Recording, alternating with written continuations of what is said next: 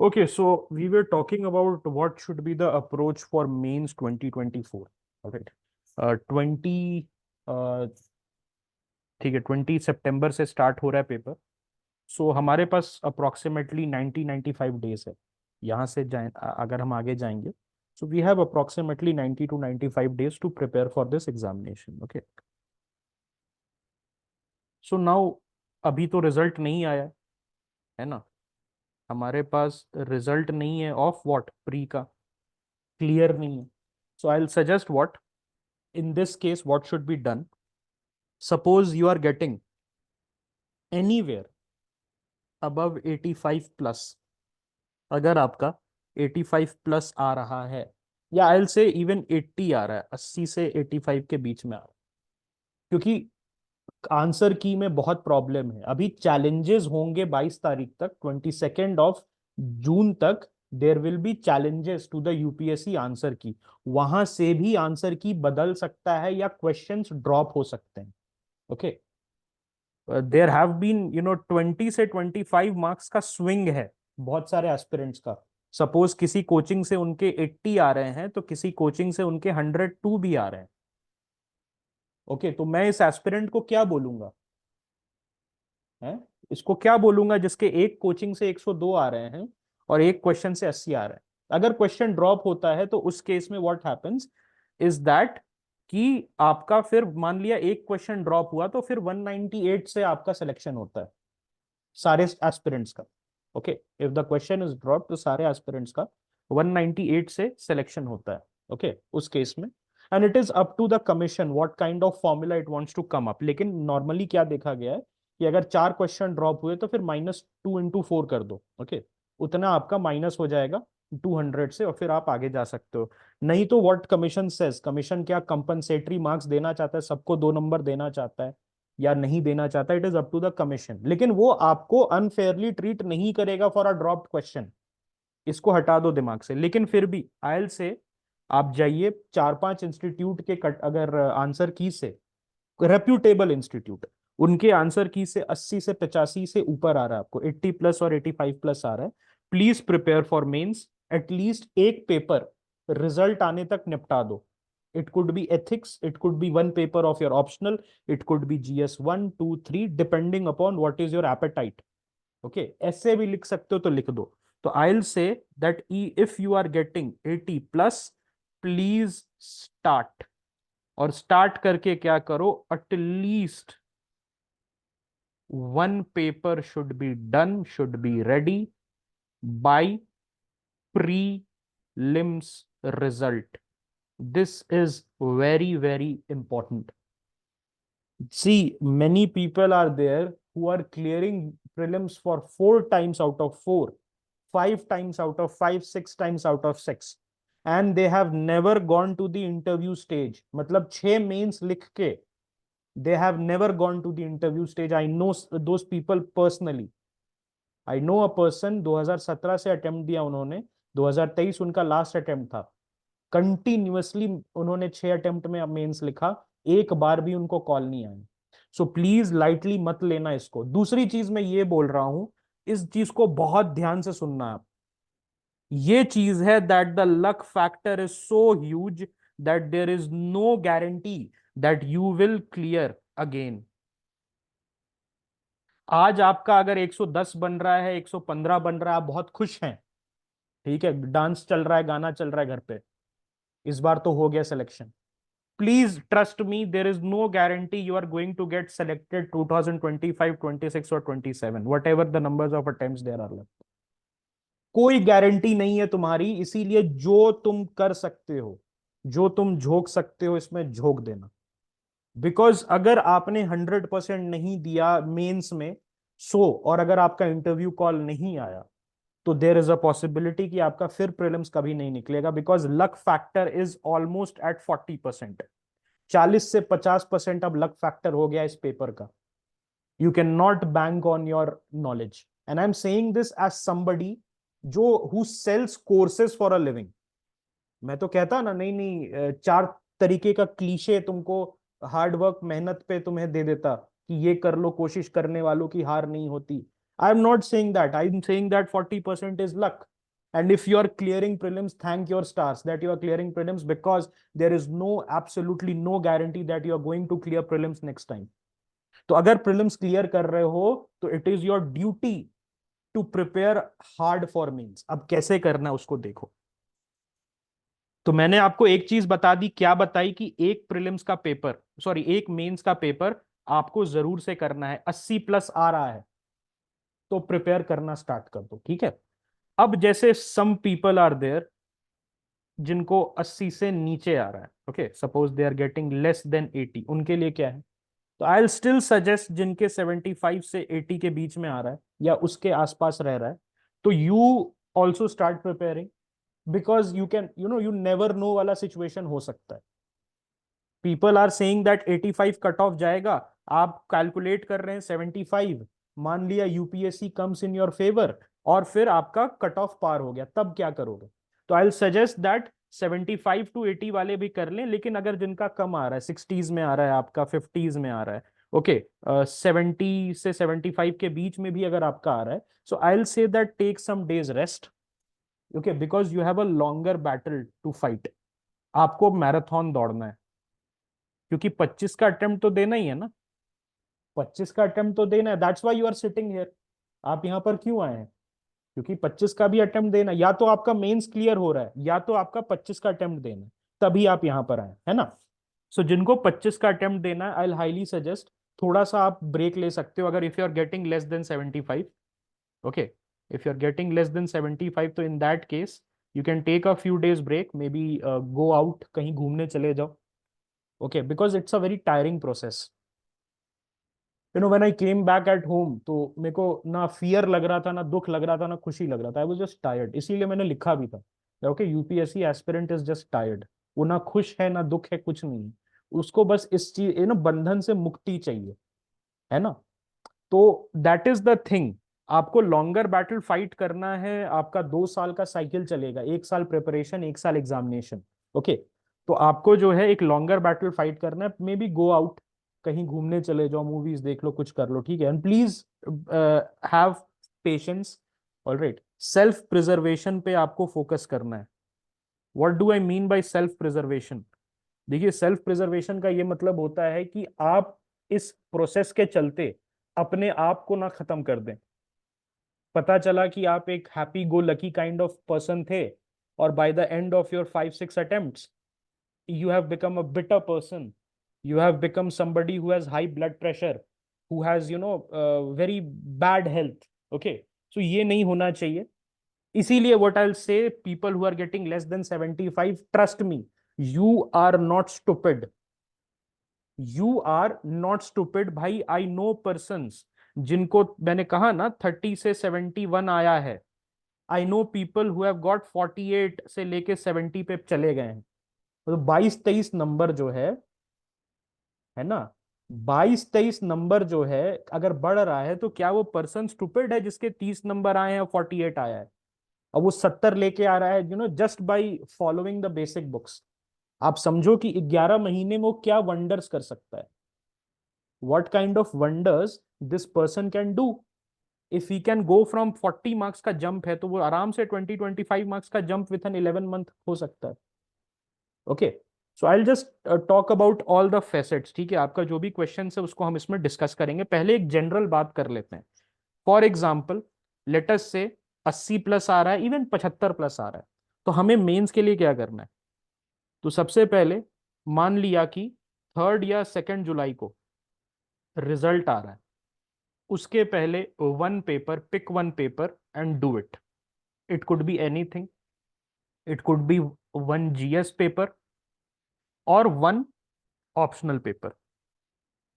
हो सकता है आपका कंप्लीट ना हो सकता है पीएसआईआर ऑप्शनल है, एंथ्रो ऑप्शनल है, सोशियो ऑप्शनल है, आपने पढ़ा लेकिन नहीं हुआ, लेकिन हैव अ गोल कि अच्छा मैं इसको 5 जुलाई तक खत्म कर दूंगा या 6 जुलाई तक खत्म कर दूंगा, ठीक है।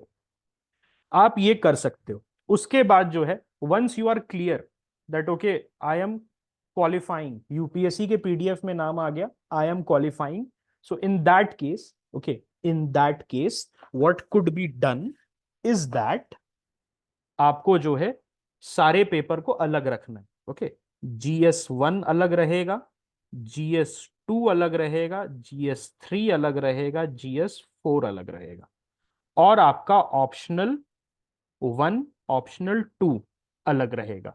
आपको जो है फोकस ऑप्शनल पे करना है। ओके, ऑप्शनल पे क्यों फोकस करना है? Because again GS is a bit dicey.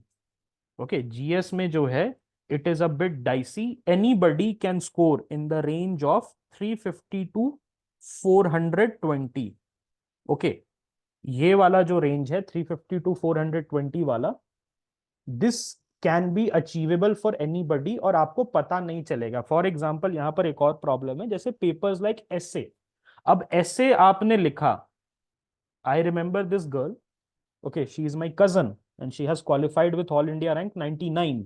तो ऑल इंडिया रैंक 99 लाया, उसके पुराने वाले अटेम्प्ट में she had got some 90 marks in एसे।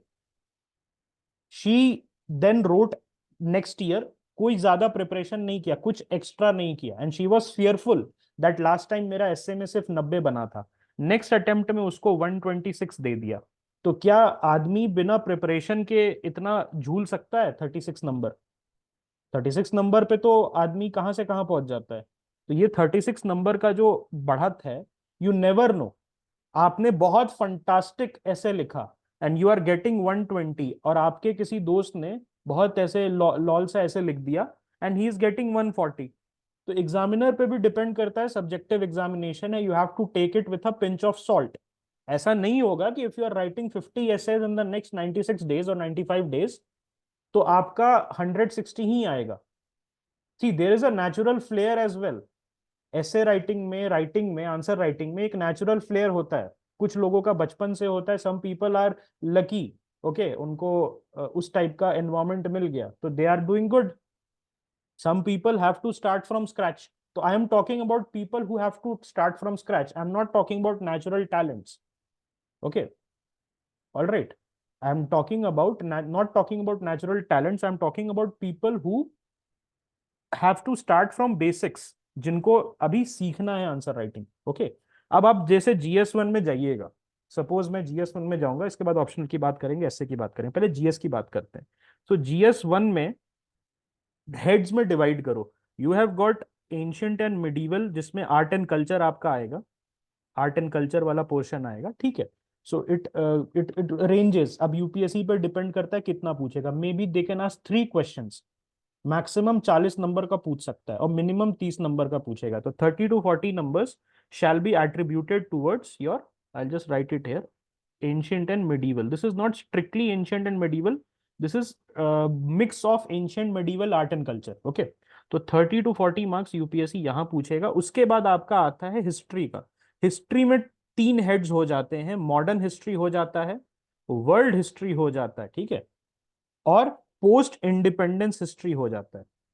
सो जो पोस्ट इंडिपेंडेंस हिस्ट्री है उसके क्वेश्चंस अभी नहीं आ रहे हैं, पोस्ट इंडिपेंडेंस हिस्ट्री के क्वेश्चन नहीं आ रहे हैं, लेकिन आपको पढ़ के फिर भी जाना है, क्योंकि अगर आ जाएगा तो वहां क्या बोलोगे, है रिस्पॉन कर लेते हैं पबजी जैसा, फिर से गेम गेम लीव कर देते हैं फिर ज्वाइन कर लेंगे, ऐसा नहीं होगा ना। Post independence history, so whatever is given in the syllabus you have to study. कुछ भी आप सिलेबस में डाला गया है, so that you have to study, please remember this. Okay, दूसरा चीज है ज्योग्राफी और सोशियोलॉजी, इंडियन सोशियोलॉजी। ओके, तो ज्योग्राफी को भी आप डिवाइड कर दीजिए। किसमें डिवाइड करिएगा? Physical geography. ओके, किसमें डिवाइड करिएगा? फिजिकल ज्योग्राफी में डिवाइड कीजिएगा। और किसमें डिवाइड कीजिएगा? इंडियन ज्योग्राफी में, फिजिकल ज्योग्राफी में, इंडियन ज्योग्राफी में, और ह्यूमन ज्योग्राफी में, है कि नहीं? एक और ज्योग्राफी आ जाता है, इन्वायरमेंटल ज्योग्राफी। अब ये इन्वायरमेंटल ज्योग्राफी के क्वेश्चंस जो हैं दोस्त, ये कहां पर ओवरलैप करता है? ये जीएस 1 और जीएस 3 के साथ ओवरलैप करता है। कभी जीएस 3 वाले क्वेश्चन जीएस 1 में आ जाएगा, कभी जीएस 1 वाला क्वेश्चन जीएस 3 में आ जाएगा, ठीक है। तो ये जो है आपको चीज दिमाग में रखनी है, ऑलराइट, कि हम जो है इस तरीके से बाइफरकेट करेंगे। Okay, see please remember this, especially those people who are hopeful to write mains for the first attempt. पहली बार जो मेंस लिख रहे हैं, मतलब हो सकता है आपका 4 अटेम्प्ट हो गया हो और आप पहली बार आपको मौका मिले मेंस लिखने के लिए, ये बात दिमाग खान खोल के सुन लो कि UPSC does not owe you anything. तुम्हें ब्रूटलाइज कर देगी UPSC. I know people in my circle who have gotten 500 total number, less than 500 total number. आपको लगता है ना कि कुछ भी लिख दूंगा तो नंबर तो मिल ही जाएगा। They have gotten 35-40 number in GS4 ethics. They have gotten 44-45 number in GS3 when the average was 120, 110. So उस केस में UPSC does not owe you anything कि तुम वहां पर just because you have cracked prelims and you are sitting in the examination hall तो तुम राजा हो और 100 नंबर तो तुम्हें मिनिमम दे देगा। तो आई नो पीपल जिनके टोटल, जितना टॉपर का जीएस में बन रहा है उतना उनका टोटल बना है, and they have revived themselves from 480 total, they have gone up to 750। तो ऐसी बात नहीं है कि पढ़ने, अगर नहीं पढ़ोगे तो नंबर नहीं आएंगे, जितना पढ़ोगे उतना नंबर आएगा। इट इज नॉट प्रीलिम्स, इसमें लक का फैक्टर थोड़ा कम हो गया है। प्रीलिम्स में आई विल से कि 40% लक है, 40% is luck in prelims, but I will say कि in mains it is 25%। 25% is luck. किसी को राइटिंग पसंद आ गई तो हर क्वेश्चन में एग्जामिनर आधा आधा नंबर ज्यादा दे रहा है एंड यू नो क्वालिफाई, वो अलग बात है, ठीक है, दैट इज अ लक। लेकिन हॉरेंडस हॉरेबल राइटिंग वाले ऑल इंडिया रैंक 543 ऐसे आए हैं। I have shown you the paper ना in previous classes, if you remember during the month of September October, मैंने आपको पेपर दिखाया, हॉरेंडस हैंड राइटिंग, लग रहा है कि क्लास 2 का बच्चा भी नहीं ऐसा लिख सकता है। उस बंदे को क्लास ये रैंक 7, रैंक 8, रैंक 9 ऐसे आया। तो ये भी नहीं है कि आपका हैंडराइटिंग पे डिपेंड करता है। I hope you have got the answer those who were asking कि क्या मेरा हैंडराइटिंग काम करेगा। Handwriting is an added compliment, जरूरी नहीं है ओके कि आपका जो है हैंडराइटिंग बहुत अच्छा होगा तभी आपको नंबर मिलेंगे। ठीक है, ये चीज आप समझिएगा। अब ज्योग्राफी मैंने बता दिया, इसके बारे में मैं बताऊंगा कैसे प्रिपरेशन करना है, लेकिन अभी पहले सिलेबस देख लेते हैं। ये समझ में आ गया। उसके बाद आपको क्या करना है, आपको इंडियन सोशियोलॉजी या इंडियन सोसाइटी, मैं इंडियन सोसाइटी बोलता हूं, कुछ लोग सोशियोलॉजी बोलते हैं, दोनों ठीक ही है। सोसाइटी में क्या करना है, आपको बहुत सारी चीजें होंगी सोसाइटी में, ओवरलैपिंग चीजें होंगी ओके। तो इंडियन सोसाइटी में विमेंस हो गया, इशू हो गया, तो जितने भी वल्नरेबल सेक्शन है उन पे आपके नोट्स बन जाने चाहिए। अब वल्नरेबल सेक्शन का मतलब क्या है, विमेन लो, विमेन से लेके आप चीजें देखो ओके, विमेन से लेके आप चीजें देखो ओके। सो विमेन जो है उनसे देखो, विमेन को क्या प्रॉब्लम आ रही है ग्लोबलाइजेशन में,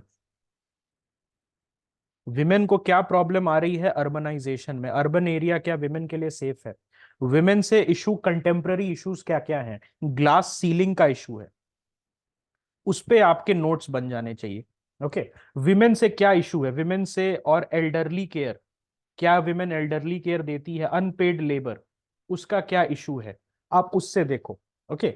आप देखो कि सरकार का कोई इनिशिएटिव है क्या, उसकी लिस्ट बनाओ दैट यू कैन यूज। तो एक विमेन आपका हो गया, एक दिन पूरा विमेन को दो, विमेन टॉपिक को पूरा दिन दो, नोट्स बनाओ ओके, और आगे बढ़ जाओ। उसके बाद इंडियन सोसाइटी में अलग अलग चीजें हैं। अब मैं जैसे ग्लोबलाइजेशन की बात कर रहा हूं, तो मैं ग्लोबलाइजेशन को क्या करूंगा, मैं ग्लोबलाइजेशन के कंटेम्प्ररी टॉपिक्स पढ़ूंगा। ग्लोबलाइजेशन सबसे पहले मैं स्टार्ट करूंगा क्या होता है। अब मैं क्या होता है पढ़ लिया मैंने, तो मुझे एक इंट्रोडक्शन मिल गया। एंथनी गिडेंस का सब लोग चेप देते हैं आजकल, जितने भी लोग हैं एंथनी गिडेंस का एग्जाम्पल चेप देते हैं स्टार्टिंग में, वो नहीं करना है, हमें थोड़ा सा डिफरेंट रखना है। फिर ग्लोबलाइजेशन को मैंने क्या किया, मैंने ज्योग्राफी से जोड़ के देखा कि what is the impact on geography, urban heat island effect okay.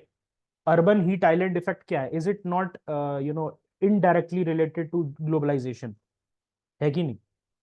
So GS1 जो है आपका, it is the most broadest paper, general studies 1 is the broadest paper that you have across all the 4 GS। Why I am saying this, why I am not saying GS2, GS3, GS4, because अगर आपसे यहाँ पर question पूछेगा तो आपको बहुत broad sense में answer देना। अगर आपसे पूछ लेगा, सपोज एक क्वेश्चन आया था, इंडियन सब कॉन्टिनेंट सेम कैसे है, कुछ इस टाइप का क्वेश्चन था, इंडियन सब कॉन्टिनेंट जो है वो सेम कैसे है। तो अगर आप जो है यूनिलैटरली थिंक करके, यूनिडायमेंशनली थिंक करके, ऑलराइट, अगर आप लोग यूनिडायमेंशनली थिंक करके जाएं आगे, यूनिडायमेंशनली थिंक में क्या करिएगा, ज्योग्राफी पे लिख दीजिएगा कि यहाँ पर सेम है, रिवर सेम है, और ट्रॉपिकल थोड़ा क्लाइमेट है, ऐसी ऐसी बात है। लेकिन भाई इंडियन सब कॉन्टिनेंट कल्चर वाइज तो भी सेम है ना, विमेन के इश्यूज के वाइज भी तो सेम है, हम लोग पीछे हैं विमेन इश्यूज में, है कि नहीं? इंडिया में, अफगानिस्तान में, पाकिस्तान में, बांग्लादेश में विमेन इशू में पीछे हैं। हम लोग पुअर्टी में भी पीछे हैं ना, पुअर्टी में। तो जब तक आपका आंसर मल्टी डायमेंशनल नहीं होगा जीएस 1 में, it is going to become a very big problem. आपको जाना होगा तो कॉन्शियसली सोचना होगा जीएस 1 में कि मैं इसमें और क्या डायमेंशंस ऐड कर सकता हूं या कर सकती हूं। अदरवाइज यूनिडायमेंशनल पेपर लिखेंगे तो it is very very easy for the examiner to award you low marks. यहां पर जो है, I have seen in GS paper 1, general studies paper 1, okay, in general studies paper 1, all right, यहां पर क्या situation, the situation is such that the marks can range from 50, अगर आपने नहीं पढ़ा है ठीक से, up to 130। People, the topper, you usually get 130, and the people who do not get qualified get between 50 to 70. So UPSC does not owe you anything. Please remember this. नहीं पढ़ोगे तो 50 से 70 में निपट जाओगे, पढ़ लोगे, थोड़ा सा अपना डालोगे, 130 नंबर आ जाएगा। Many people have this misconception which is perpetuated by the coaching institutes that GS1 तो देख लिया जाएगा। General Studies Paper 1 in mains examination is perfectly doable provided that you study for it। अब ये जाओगे, एक तो सबसे पहले तो कोचिंग वाले खुद इसको नेग्लेक्ट करते हैं, निपटा दिया इंडियन सोसाइटी, निपटा दिया 3 क्लासेस 4 क्लासेस में, उसमें पॉलिटिक्स बात कर रहे हैं, rather than telling the students कैसे प्रिपेयर करना है, पॉलिटिक्स बात करना शुरू कर दिया, निपट गया। Who is the loser here? Who is the loser here? The students, the aspirants. ठीक है, तो इस चीज को समझना, जीएस 1 नेग्लेक्ट नहीं करना है, एटलीस्ट 100 का हमें टारगेट करना है। 100 कैसे टारगेट होगा? 20 question with average quality in majority. और दूसरी चीज ये है, आपको मैं पहले भी बोल रहा हूं, पहले भी बोला था, उससे पहले लास्ट ईयर भी बोला था, डोंट नो देन लीव। नहीं आए छोड़ दो, बेवकूफ ना समझो एग्जामिनर को। आई हैड दिस अक्वेंटेंस, 2021 में उसने मेंस लिखा था, जिस दिन कोविड वाला साल था। He qualified the prelims and he wrote the mains. So when he came back and I asked, तो ही सेड, अरे भाई मेरे को तो कुछ आता नहीं था, मैंने ना बना बना के लिख दिया, और इस सर ने बोला था या इस भैया ने बोला था कुछ भी लिखोगे नंबर तो देना पड़ेगा यूपीएससी को। भाई मेरे बात सुनो, मेरी बहुत ध्यान से सुनना। तुमने लिख दिया, ठीक है, UPSC does not have a 0 number policy, बहुत अच्छे, ताली बजाना चाहिए आपके लिए। अब मेरे भाई यहां पर देखो, पेपर में 20 क्वेश्चन है, 1 2 3 4 5 6 7 8 9 10 11 12 13 ऐसे है। तुमने फर्स्ट क्वेश्चन में ब्लफ मारा, एग्जामिनर तुमसे खुन्नस खा गया। सेकंड, फिर तुमसे जो सेकंड थर्ड फोर्थ फिफ्थ में तुम सही भी लिखोगे तो नंबर कम देगा तुम्हें, lower end of the average देगा। ठीक है, ये यहां पर सही में यूनिवर्सिटी वाला काम नहीं करना है, बना बना के लिख दो। You listen to this girl whose name is Ira Singhal, you know her, very inspirational, all India rank 1। In her fifth attempt, she had qualified. And when asked that how did she get so much marks in mains, that even if she would have skipped the interview, अगर ईरा सिंघल का अगर skip भी कर देती interview तो वो list में नाम आ जाता उनका। इतना डिफरेंस था between Ira Singhal and every person, other person. 70-80 number से टॉप किया था उन्होंने सेकंड उससे। उनका जवाब सिंपल था, I did not think of the examiner as a fool. Examiner गधा नहीं है। जो प्रोफेसर को आता है ना ड्यूटी, यूपीएससी में ओके यूपीएससी का आ रहा है तो they more than the money it is the prestige, more than the money it is the Prestige my friend. वो ना अपने 4 प्रोफेसर को बताता है कि मेरा नंबर आ गया यूपीएससी से, बहुत उम्मीद से जाता है वो यूपीएससी में, और तुम अगर उसको बेवकूफ बनाओगे बैठ के पेपर में, उसका ईगो हर्ट होगा कि मेरे को क्या समझा है ये, एंड देन आपको पनिश करेगा। आई have seen people very arrogantly claiming that मैंने तो कुछ भी लिख दिया, नंबर तो देगा ही देगा। तो ठीक है, नंबर दिया तुमको 0.5, because he can not give you 0, he gave you 0.5, लेकिन उस 0.5 के चक्कर में तुमने बाकी के 19 क्वेश्चन से हाफ हाफ एक एक दो दो नंबर कटवा लिए, because now he is giving you at the lower end of the average. इस चीज को ध्यान रखिएगा, ठीक है। तो do not think of the examiner as the fool. पढ़िए GS1 में, मत इसमें पढ़िए कि GS1 नहीं पढ़ा जाता है, सारे पेपर पढ़े जाते हैं, इवन इंग्लिश हिंदी कंपलसरी। पढ़ोगे नंबर आएगा, एज सिंपल एज दैट। जब आप में से बहुत लोग शायद नहीं थे, लेकिन जो भी थे, in the month of August we had done some analysis of the toppers. हमने, याद है मेरे को, विशाखा यादव का पेपर मैंने आपको दिखाया था, विशाखा यादव का पेपर दिखाया था। जिस तरीके say that girl has written, जिस तरीके से इन लेडी ने लिखा था, उस तरीके से जीएस में टॉप भी मारा इन्होंने। जो विजन में अच्छा लिख रही थी, या जो वाजीराम में अच्छा लिख रही थी, वही जाके जीएस में ट्रांसलेट हुआ उनका। लिखोगे नंबर आएगा, there is nothing like that in mains. हाँ मैं मानता हूं prelims is very dicey, it is 100% based on luck, but this whole mains thing is not based on luck. Maybe 10%, 20%। आपका कैसा एग्जामिनर है, maybe he is awarding you on the higher end of the average, आप निकल गए, lower and पे मिला तो आप थोड़ा लटक गए, but that is part and parcel of any any game, जो भी गेम खेलोगे लाइफ में आप, है ना। Be it having kids, be it having marriage, be it having a set of parents, be it being born in a certain household, हर जगह तो आप खेल रहे हो ना। तो यहाँ पर मेंस में खेलना है, लेकिन फिर भी आई से 80 to 90% can be overcome by your hard work. इस चीज को ध्यान रखिएगा। GS2 की बात करते हैं। GS2 में क्या करना है आपको, बहुत अच्छा नंबर आ सकता है आपका, प्रोवाइडेड आप इसको पढ़ाई कीजिए। देखिए क्या करना है आपको, पॉलिटी, गवर्नेंस और IR, उसमें आपको डिवाइड कर लेना है। पॉलिटी जो है उसके लिए आप क्या करिएगा, प्रीवियस ईयर क्वेश्चन उठाइएगा, सारा क्वेश्चन का आपको आंसर आ जाना चाहिए, आप उसको बनाइए बैठ बैठ के, ठीक है। उसके बाद लक्ष्मीकांत लीजिए। लक्ष्मीकांत से do not read Laxmikanth, but Laxmikanth का जितना भी हेडिंग्स है ना, चैप्टर्स खोलिएगा, हेडिंग्स है ना, उसको क्वेश्चन मानिए। अब जैसे राज्यसभा आ गया, तो राज्यसभा के बारे में आपको सबसे पहले the first principle that you have to follow is you should know the whats. What is a Rajya Sabha, कहां से आया है राज्यसभा, कहां को जाएगा राज्यसभा, सब आपको पता रहना चाहिए, ठीक है। दूसरी चीज you have to know that ये यहां पर क्या पूछ सकता है, what can be asked. Rajya Sabha में प्रॉब्लम्स क्या क्या है ये सोचिए, issues, think about the issues in Rajya Sabha.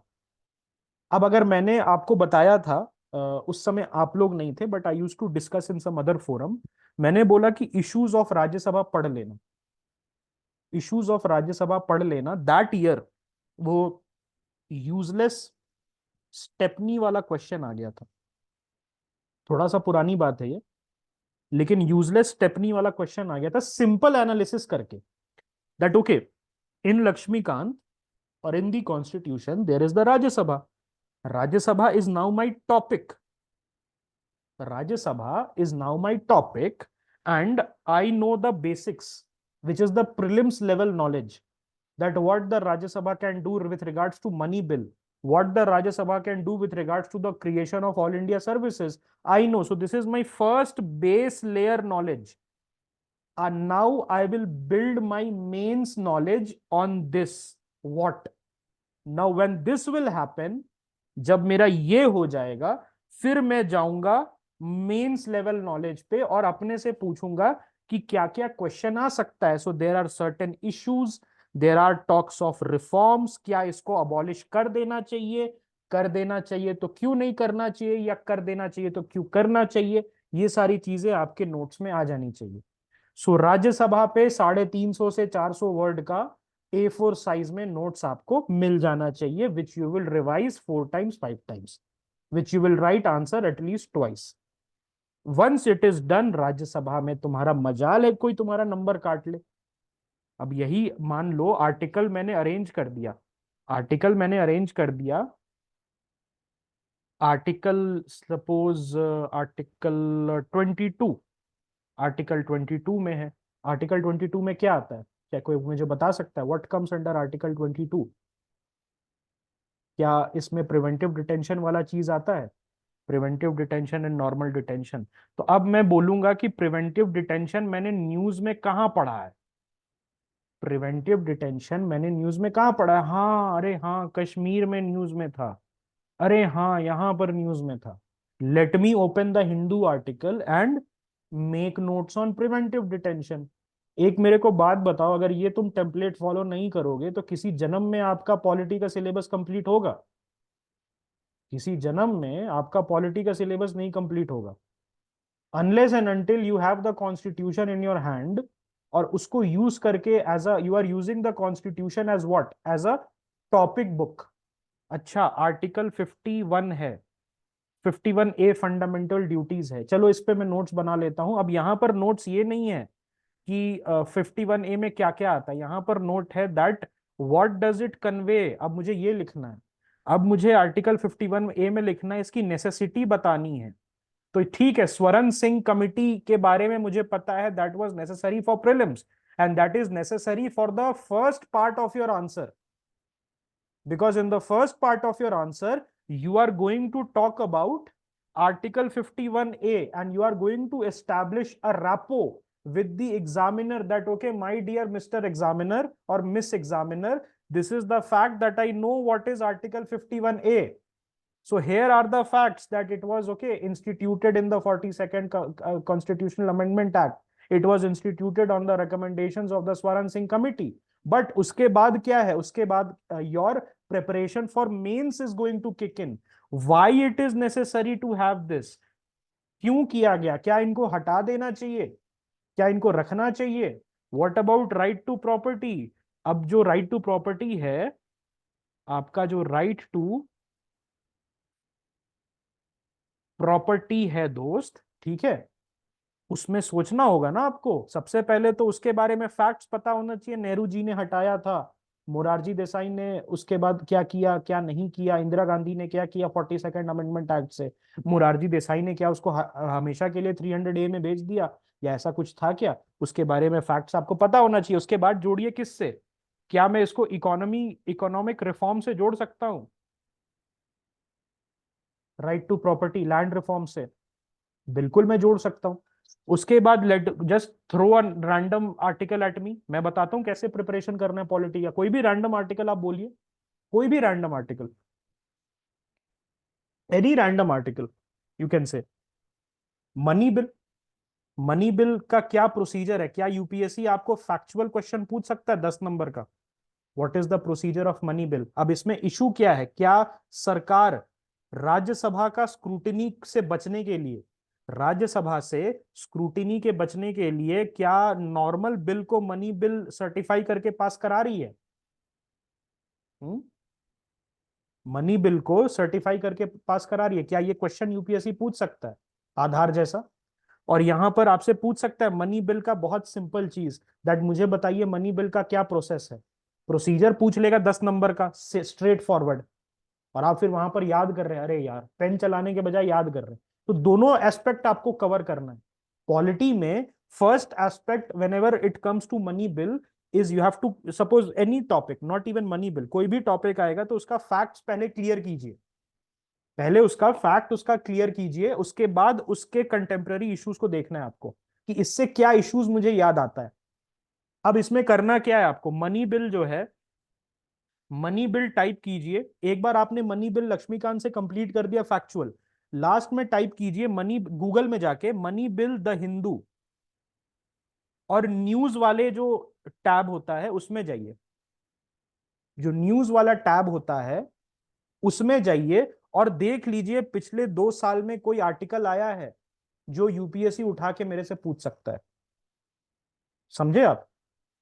यहां उल्टी चीज हो रही है। हम देखिए क्या होता है, किसी भी जाइएगा आप कोचिंग इंस्टीट्यूट में, वहां पर आपसे, बहुत महंगा है पहली बात तो। I have lost 30,000 rupees in a useless mains current affairs program. मुझे अभी भी याद है, बहुत मुश्किल से मैंने 30,000 उस समय दिया था। ओके, वो मेरे सेविंग्स थी, मैंने घर से नहीं मांगा था। और उसमें कुछ नहीं सिखाया गया, क्योंकि एक फ्लॉड पर्सपेक्टिव पे चलता है।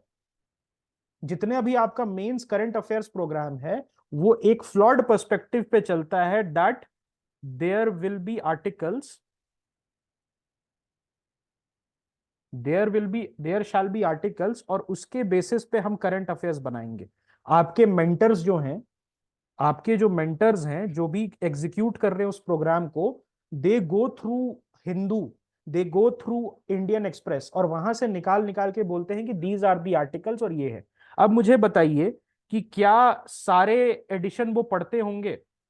आपके मेंटर तो दिल्ली एडिशन हो सकता है पढ़े होंगे, या हो सकता है गुवाहाटी एडिशन पढ़े होंगे, या हो सकता है थिरुवनंतपुरम एडिशन पढ़े होंगे, है ना? सारे एडिशन, लेकिन पेपर तो ऑल इंडिया बेसिस पे सेट होता है ना। यूपीएससी पेपर तो साउथ से भी मांगती है, नॉर्थ से, ईस्ट से, वेस्ट से, हर जगह से मांगती है। तो उस केस में क्या करना है आपको?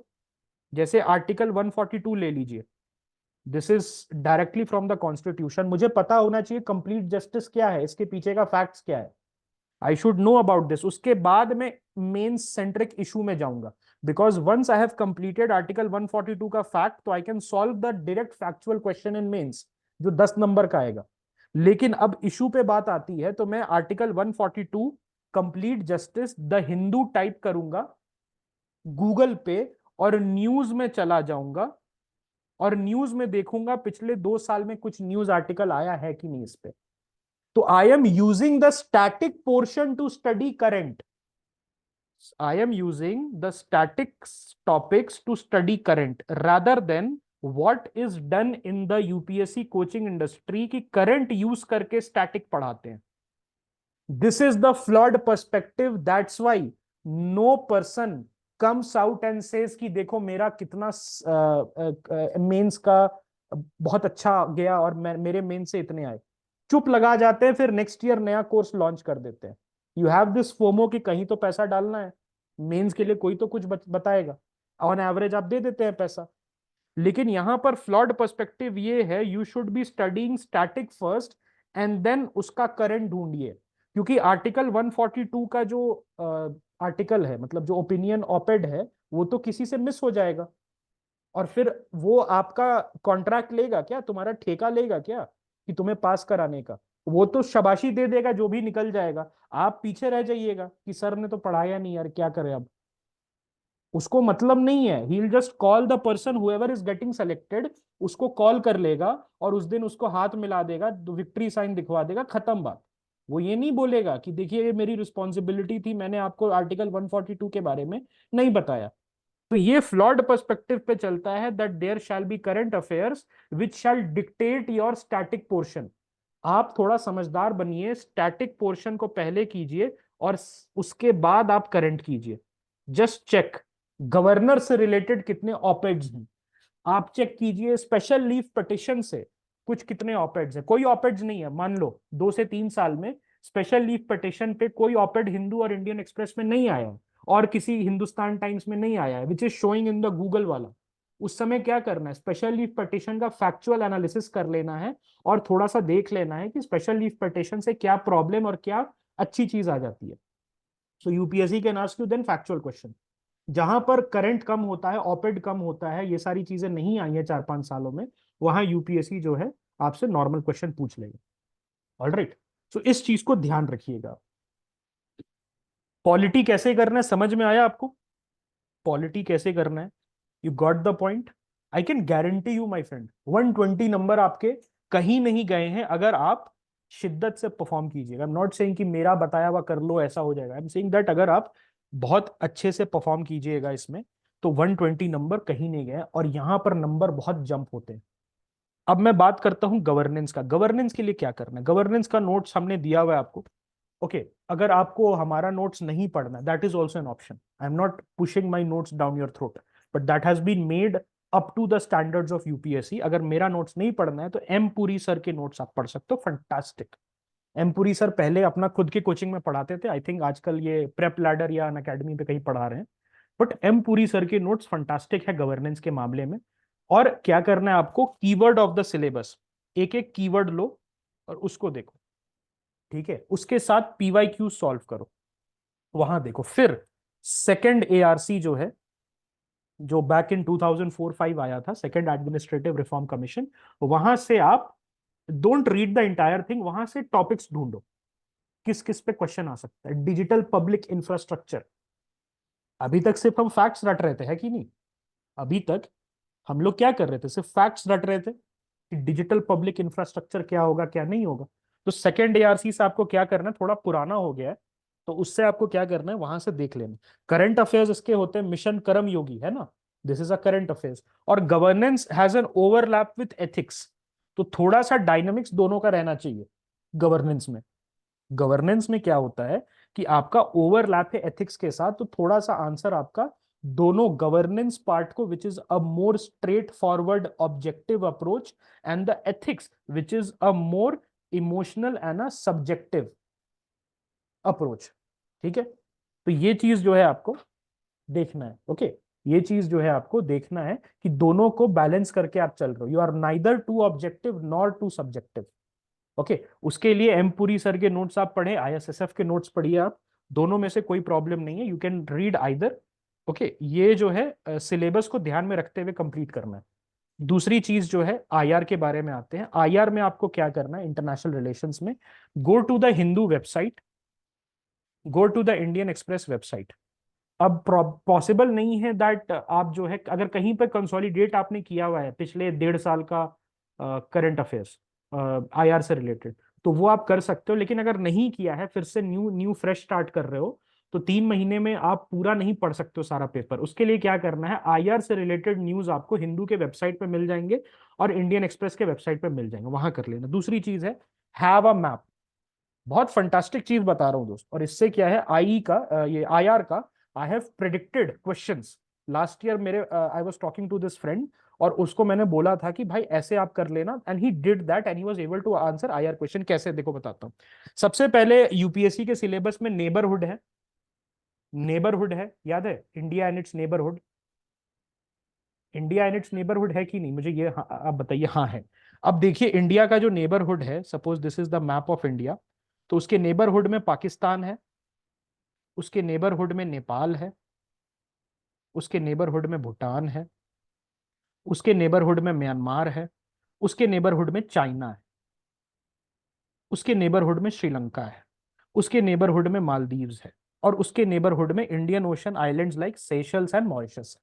सो this will become what, India and its neighbourhood का थीम बन गया आपका। इंडिया एंड इट्स नेबरहुड का थीम बना आपका। तो क्या तुम अब क्या कर सकते हो, पाकिस्तान से रिलेटेड न्यूज को सर्च कर सकते हो, इंडिया और पाकिस्तान में क्या प्रॉब्लम्स चल रही है वाटर से रिलेटेड, उस पे 150 नंबर का आंसर तैयार कर लिया।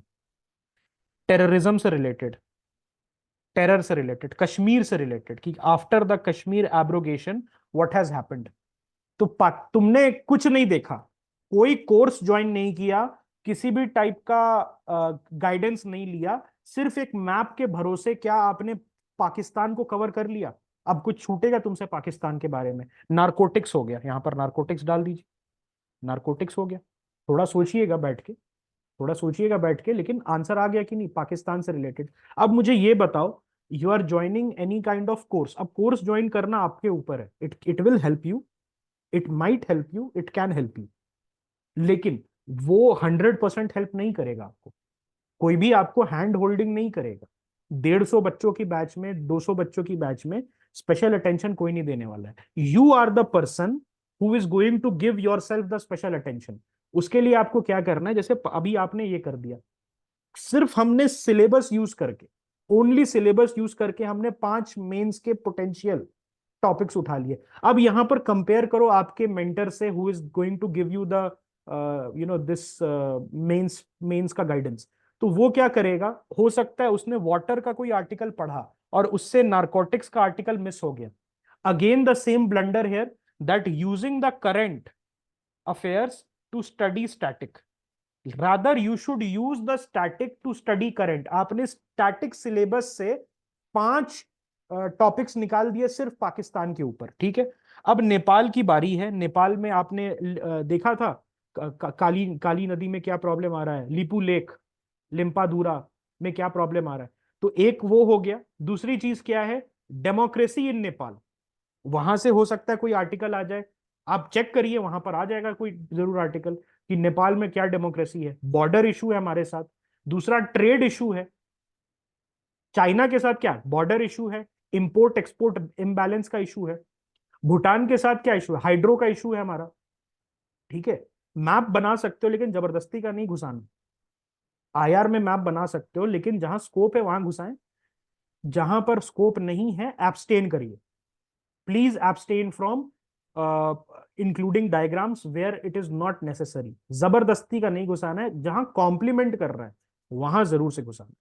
अब मेरे पास म्यांमार में आ गया, मैं म्यांमार में आ गया, वहां पर वॉर चल रहा है।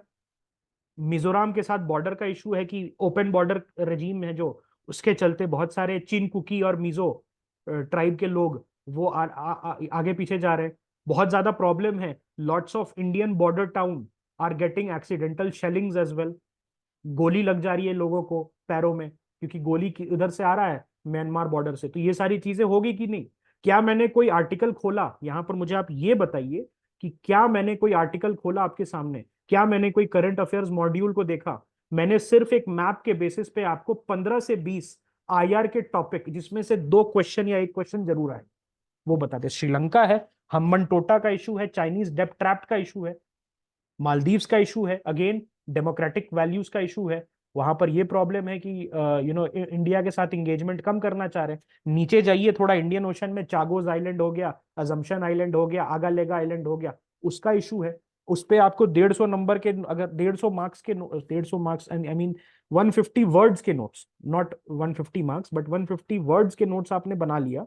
सो क्या आपका काम नहीं हो गया। आगा लेगा में कुछ भी आप अपने वहां पर फिर एग्जाम में जाके उसको मॉडिफाई कर सकते हैं। Can you modify my friend. आपने आगालेगा आइलैंड, अजम्पशन आइलैंड की प्रॉब्लम्स गिनवाई कि वहां पर क्या प्रॉब्लम हो सकता है, यूएसए से प्रॉब्लम हो सकता है, चाइना से प्रॉब्लम हो सकता है, इंडिया ये काम कर रहा है, इंडिया शुड डू दिस। मान लिया कि थोड़ा सा डिफरेंट क्वेश्चन पूछ लिया, तो थोड़ा तो कॉमन सेंस है ना। प्रीलिम्स क्वालिफाई कर रहे हो तो you have certain minimum number of IQ, certain minimum IQ है आपका, यू कैन ऑलवेज मॉडिफाई। आपने मॉडिफाई कर लिया, बहुत अच्छी बात है, मॉडिफाई कर लिया तो फिर आपने इसको लिख लिया। और वहां पर एक बार आपने लिख लिया तो आपका कंपटीटर ऐसे नहीं लिखेगा। कंपेटिटर जो जनरली नॉर्मी होता है, नॉर्मी समझते हैं, नॉर्मी का मतलब क्या है, it's Twitter slang, it's an urban dictionary, मतलब जो उसको बोला गया है वही करके जाएगा वो। ही विल नेवर थिंक कि मुझे अगर 10 टॉपिक के बाद अगर किसी मेंटर ने नहीं बताया तो मैं पढ़ लूं खुद से। जनरली बहुत कम होता है ऐसा कि आप जो है खुद से पढ़ रहे हैं। हमें इतना डिपेंडेंट हो चुके हैं मेंटर्स पे that this has become the battle of mediocrity. इसमें देखना है कौन कम मीडियोकर है, ये नहीं कौन बेस्ट है। आप बेस्ट है कि मैं बेस्ट हूं कि सामने वाला बेस्ट है। This has become a battle of mediocrity, कौन सबसे कम गंदा आंसर लिख सकता है। ये हमें नहीं करना है, हमें मीडियोकर बनना ही, हमें बेस्ट बनना है। वाई हमें बेस्ट बनना है, बिकॉज इंटरव्यू का कोई भरोसा नहीं है। How to reduce dependency, the answer is very simple, analyze the PYQ, analyze the syllabus. Syllabus PYQ में आप, I think Abhishek, it will be your 2025 will be your first attempt, you have enough time. Spend 1 month, trust me on this thing, spend 1 month from here to maybe mid-July analyzing aggressively the previous year questions and the syllabus. Once you do that, there is nothing which is going to stop you. And do the same thing for prelims. Prelims में तो मैं कहूंगा 2 महीने दो, prelims में 2 महीने दो, और हर चीज जो प्रीवियस ईयर क्वेश्चन में आया, कैसे क्वेश्चन यूपीएससी ने सेट किया है, क्या दिमाग लगा रहा है यूपीएससी का, क्या नहीं आया है, ठीक है। ये सब चीज आप अपने दिमाग में कर लो। Nothing is going to stop you. इस साल भी टेरेस्ट्रियल रेडिएशन हो गया, प्रीलिम्स हो गया, आपका डिफरेंट चीजें होगी, प्राइमरी डीलर्स हो गया, क्या नहीं हो गया, सब पीवाईक्यू से आया था। याद है हमने चंद्रकेतुगढ़ पढ़ा था 2021 के प्रीलिम्स वाले सेशन में। चंद्रकेतुगढ़ मैंने इनाम गांव भी पढ़ाया था, इनाम गांव भी पढ़ाया था, बाकी के 2 नहीं पढ़ाया था। दैट आई से वेरी क्लियरली, बाकी के दो नहीं पढ़ाया था, आई एम नॉट क्लेमिंग कि उससे हो जाता, लेकिन चंद्रकेतुगढ़ तो पढ़ाया था बिकॉज ऑफ द 2021 प्रीलिम्स, वो तो मैंने आपको पढ़ाया था। तो उस चीज को ध्यान रखिएगा। अगर आप 2025 का अटेम्प्ट दे रहे हैं, 1 मंथ यू कैन गिव, और maybe at least 20 days 15 days you can give for mains PYQ and syllabus analysis, कि सिलेबस में क्या पूछता है। दूसरी चीज, आप प्रीलिम्स में भी यही काम कीजिएगा, and nothing is going to stop you. Okay, अगर आप ये कर लेते हैं, which is not done by 99.9% aspirants, अगर आप ये कर लेते हैं, ओके, अगर आप ये कर लेते हैं, ठीक है, तो उस चीज को आपको ध्यान रखना है, ठीक है, उस चीज को आपको ध्यान रखना है कि अगर आप ये कर लेंगे तो things will get better for you. इस अटेम्प्ट में नहीं, अगले अटेम्प्ट में जरूर कुछ अच्छा होगा आपके साथ, ठीक है। तो ये चीज समझ में आ गई आपको। अब यहां पर एक गलती क्या होती है GS2 में, वो हम देखते हैं।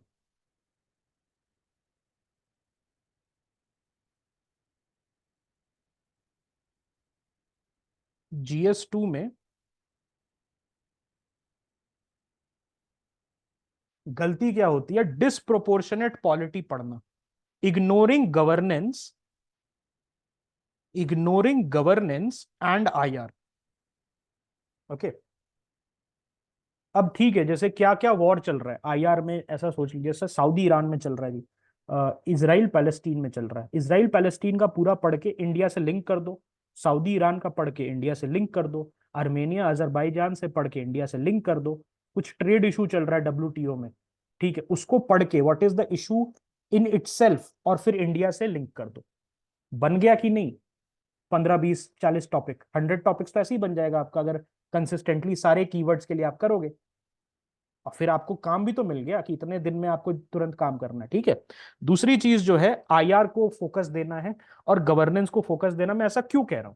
अब भाई मेरे एक बात बताओ, पॉलिटी आपने बहुत अच्छा पढ़ा, गवर्नेंस IR जो है, 10 जगह आप गाना गा रहे हो कि मैंने गवर्नेंस IR नहीं पढ़ा। आई होप यूपीएससी ना पूछे, तो यूपीएससी तो पूछेगा ना, उसका थोड़ी फेवरेट सब्जेक्ट पॉलिटी है, उसका तो उसका काम है ऑब्जेक्टिव होना, और जितनी हेड्स दिया हुआ है उससे क्वेश्चन एक एक पूछ लेना। जब गवर्नेंस और IR आपका 125 से लेके 140 नंबर तक पूछ रहा है, तुम इसको क्यों इग्नोर करोगे दोस्त? And why you are going to pay disproportionate amount of time on polity if it is asking you about 125 questions, 125 marks? आप इतना टाइम क्यों देंगे? बराबर टाइम दीजिए ना। जब दोनों हाफ हाफ है, आप 90% टाइम 125 मार्क्स को दे रहे हो, बहुत अच्छी बात है। यहां पर आपका मान लिया 63 आ गया, 65 आ गया, यू स्कोर 50%, ठीक है, 70 आ गया, बहुत अच्छे। यहां पर समय नहीं दिया आपको तो 10 नंबर भी नहीं आया, 12 नंबर भी नहीं आया, 15 नंबर भी नहीं आया, है ना? तो इस चीज को समझिए कि इक्वल टाइम देना है आपको। आपको क्या करना है दोस्त, you have to give equal time to all the heads. Same चीज आप GS3 में गलती करेंगे, क्या करेंगे? Disproportionate time to economy, internal security छुआ भी नहीं। हंस रहे हैं एग्जाम के पहले, मैंने तो इंटरनल सिक्योरिटी पढ़ा भी नहीं, होते हैं कुछ, होते हैं जरूर होते हैं, इतना बड़ा एग्जाम है और हंस रहे हैं कि मैंने पढ़ा नहीं। बहुत अच्छी बात है, शाबाश, नहीं पढ़ा, बहुत अच्छी बात है। डिजास्टर मैनेजमेंट नहीं पढ़ के जा रहा हूं, बहुत अच्छी बात है। टॉफी मिलेगा कल आपको, यूपीएससी देगी टॉफी, बहुत अच्छी बात है, ठीक है। हाँ, कॉलेज के एग्जाम समझ के रखा है, एंड यू डोंट नो, ठीक है भाई, जिन लोग का ये एटीट्यूड होता है ना, उनको ये नहीं समझ में आता क्या दर्द होता है कि जब 4 अटेम्प्ट 5 अटेम्प्ट 6 अटेम्प्ट प्रीलिम्स दो और प्रीलिम्स ना ही निकले, कभी मेंस का मुंह नहीं देखने को मिले, and this is your second attempt and you are getting the through, और आप बोल रहे हैं कि डिजास्टर मैनेजमेंट नहीं पढ़ के जा रहा मैं। हंस रहे हैं, जैसे लग रहा है कि इंजीनियरिंग का 80 के 80 पेपर देने आए। ये नहीं करना है, this you should not be doing my friend. Okay, so economy जो है अपनी जगह है, एग्रीकल्चर अपनी जगह है, और क्या है, साइंस एंड टेक अपनी जगह है, इन्वायरमेंट अपनी जगह है, सारा कॉप्स COPs जो है UNFCCC का, वो पढ़ के जाना है दोस्त। CBD के बारे में पढ़ के जाना है, रॉटरडैम के बारे में पढ़ के जाना है, क्योटो प्रोटोकॉल का क्या सिचुएशन है पढ़ के जाना है, कुनमिंग मॉन्ट्रियल प्रोटोकॉल के बारे में पढ़ के जाना है। क्यों छोड़ रहे हो? क्या दुश्मनी है भाई GS3 पेपर से? नंबर आएंगे भाई वही 45 50। कोई भी 45 50 वाला बंदा अपना मार्कशीट शेयर नहीं करता है। मेजोरिटी कौन करता है? जिसका 20 नंबर से रह गया, 30 नंबर से रह गया, तुम्हें पता नहीं चलता है दोस्त। मेजोरिटी जनता जो है आज भी प्रीलिम्स में 10 12 नंबर लाके बैठी है, -10 -5 0 1 2 ये नंबर लाती है। आपका कंपटीशन वो है ही नहीं। मेंस में भी सेम चीज है, 400 नंबर पे पूरा टीम ढह गया। यहां पर 750 पे इंटरव्यू कॉल आ रहा है, और एक महाशय या महोदया का 400 नंबर पे पूरा ढह गया। क्यों भाई?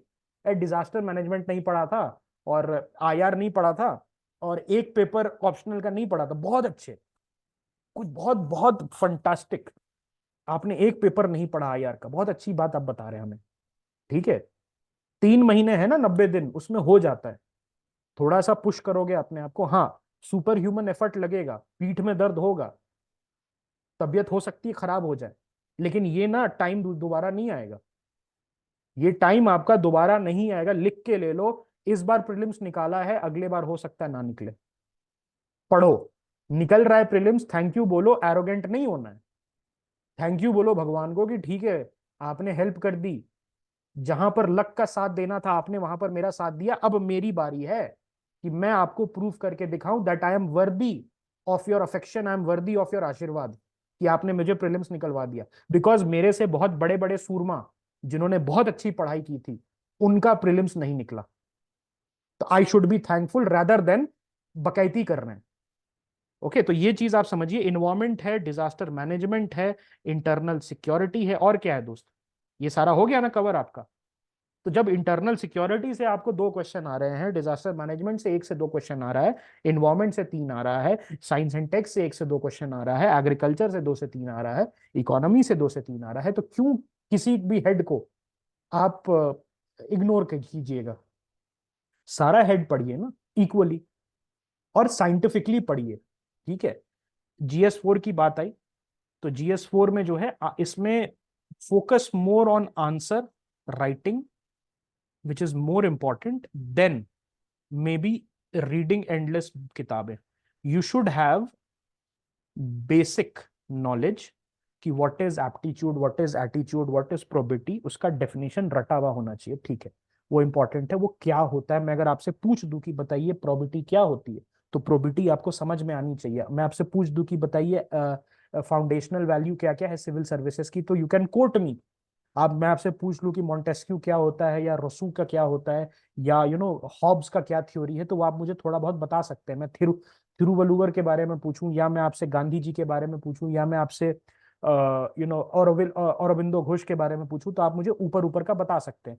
लेकिन रादर देन रीडिंग मोर, आप आंसर राइटिंग पे फोकस कीजिए। किस तरीके से आंसर लिखना है, कैसे आंसर लिखना है। ओके, वो ज्यादा इंपॉर्टेंट है। GS4 में बेसिक एक बार कवर कर लो, मे बी 10 डेज लगेगा, 12 डेज लगेगा। उसके बाद आप आंसर राइटिंग पे फोकस करिए। क्या ये चीज सबको समझ में आई? GS कैसे करना?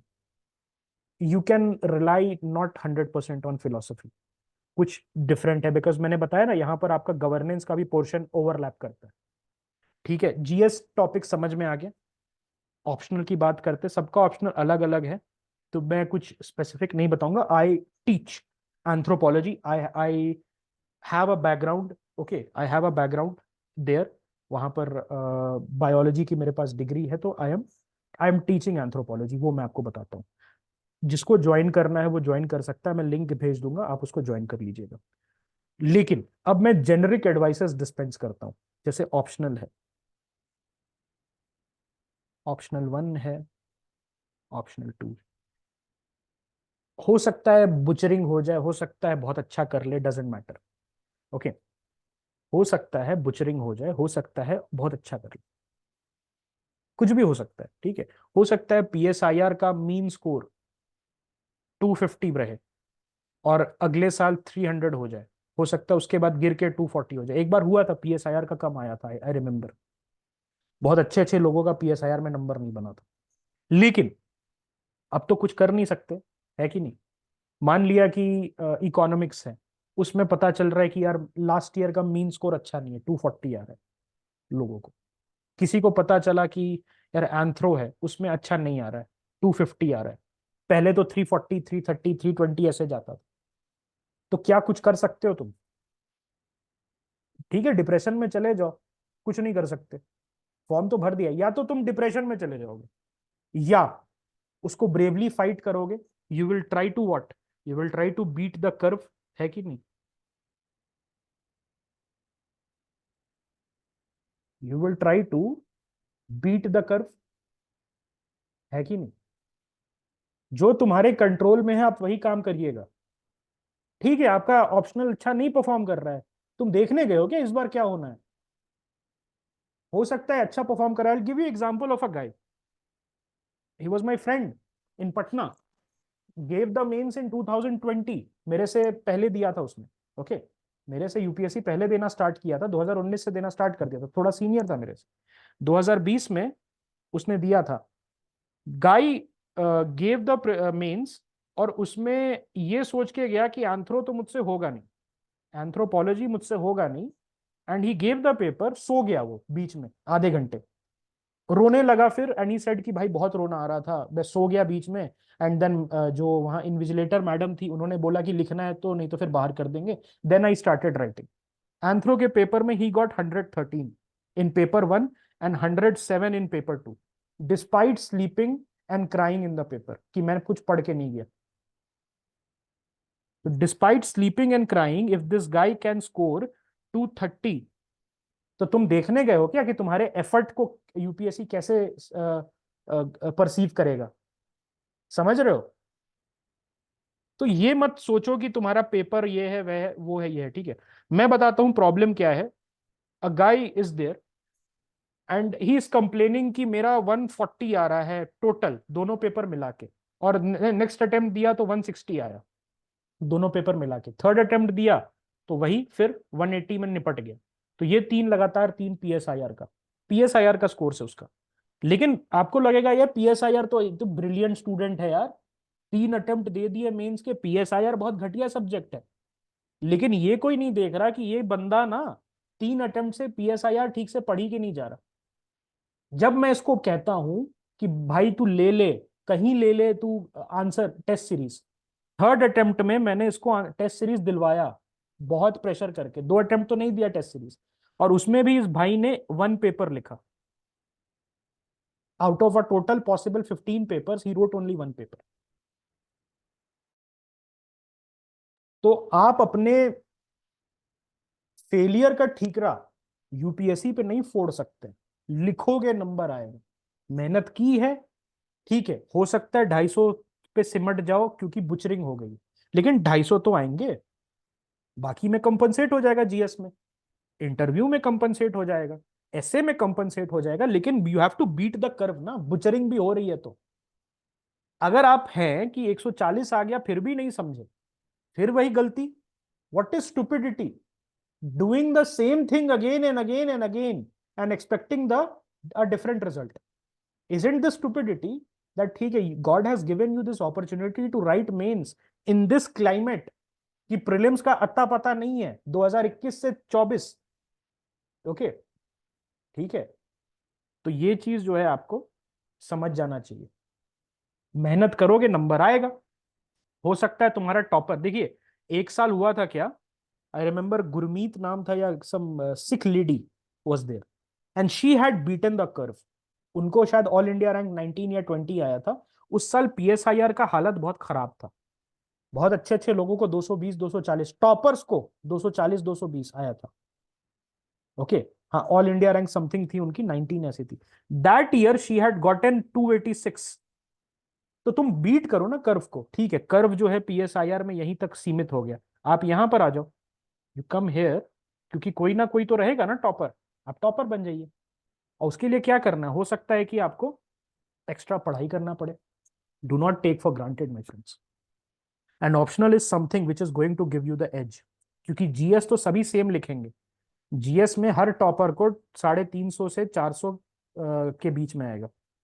कुछ एक्स्ट्रा ऑर्डिनरी होंगे तो वो 420 तक ले आएंगे, और जो टॉपर होगा मैक्सिमम 430 तक स्कोर करेगा, डिपेंडिंग अपॉन क्या पैटर्न। लेकिन majority people will get only in this. यहां पर मेन गेम होगा ऑप्शनल में, जहां पर it can go from 250 to 370।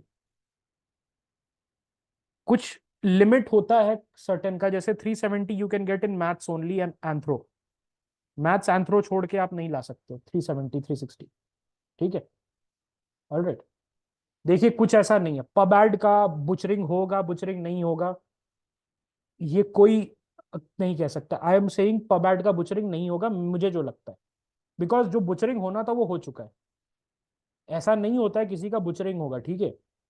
Alright, तो आप ये समझिए कि 370 जो है वो लिमिट है, लेकिन you can score from 250 to 300 absolutely आराम से, and this is going to propel you.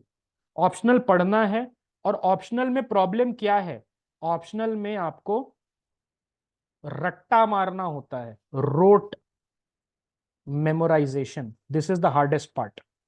GS में समझ के अपने वर्ड्स में लिख सकते हो, because in optional you have to give the scholarly view, because in majority humanities optional you have to give the scholarly view, तो वहां पर प्रॉब्लम आ जाती, इसीलिए रट्टा मारना होता है। तो दिन अगर आपका 12 घंटे का है, सो एटलीस्ट 6 to 7 आवर्स आपको ऑप्शनल में डेडिकेट करना होगा। 10 घंटे का दिन है आपका, तो एटलीस्ट 5 घंटा, 4 से 5 घंटा आपको ऑप्शनल डेडिकेट करना होगा, नो टू वेज अबाउट।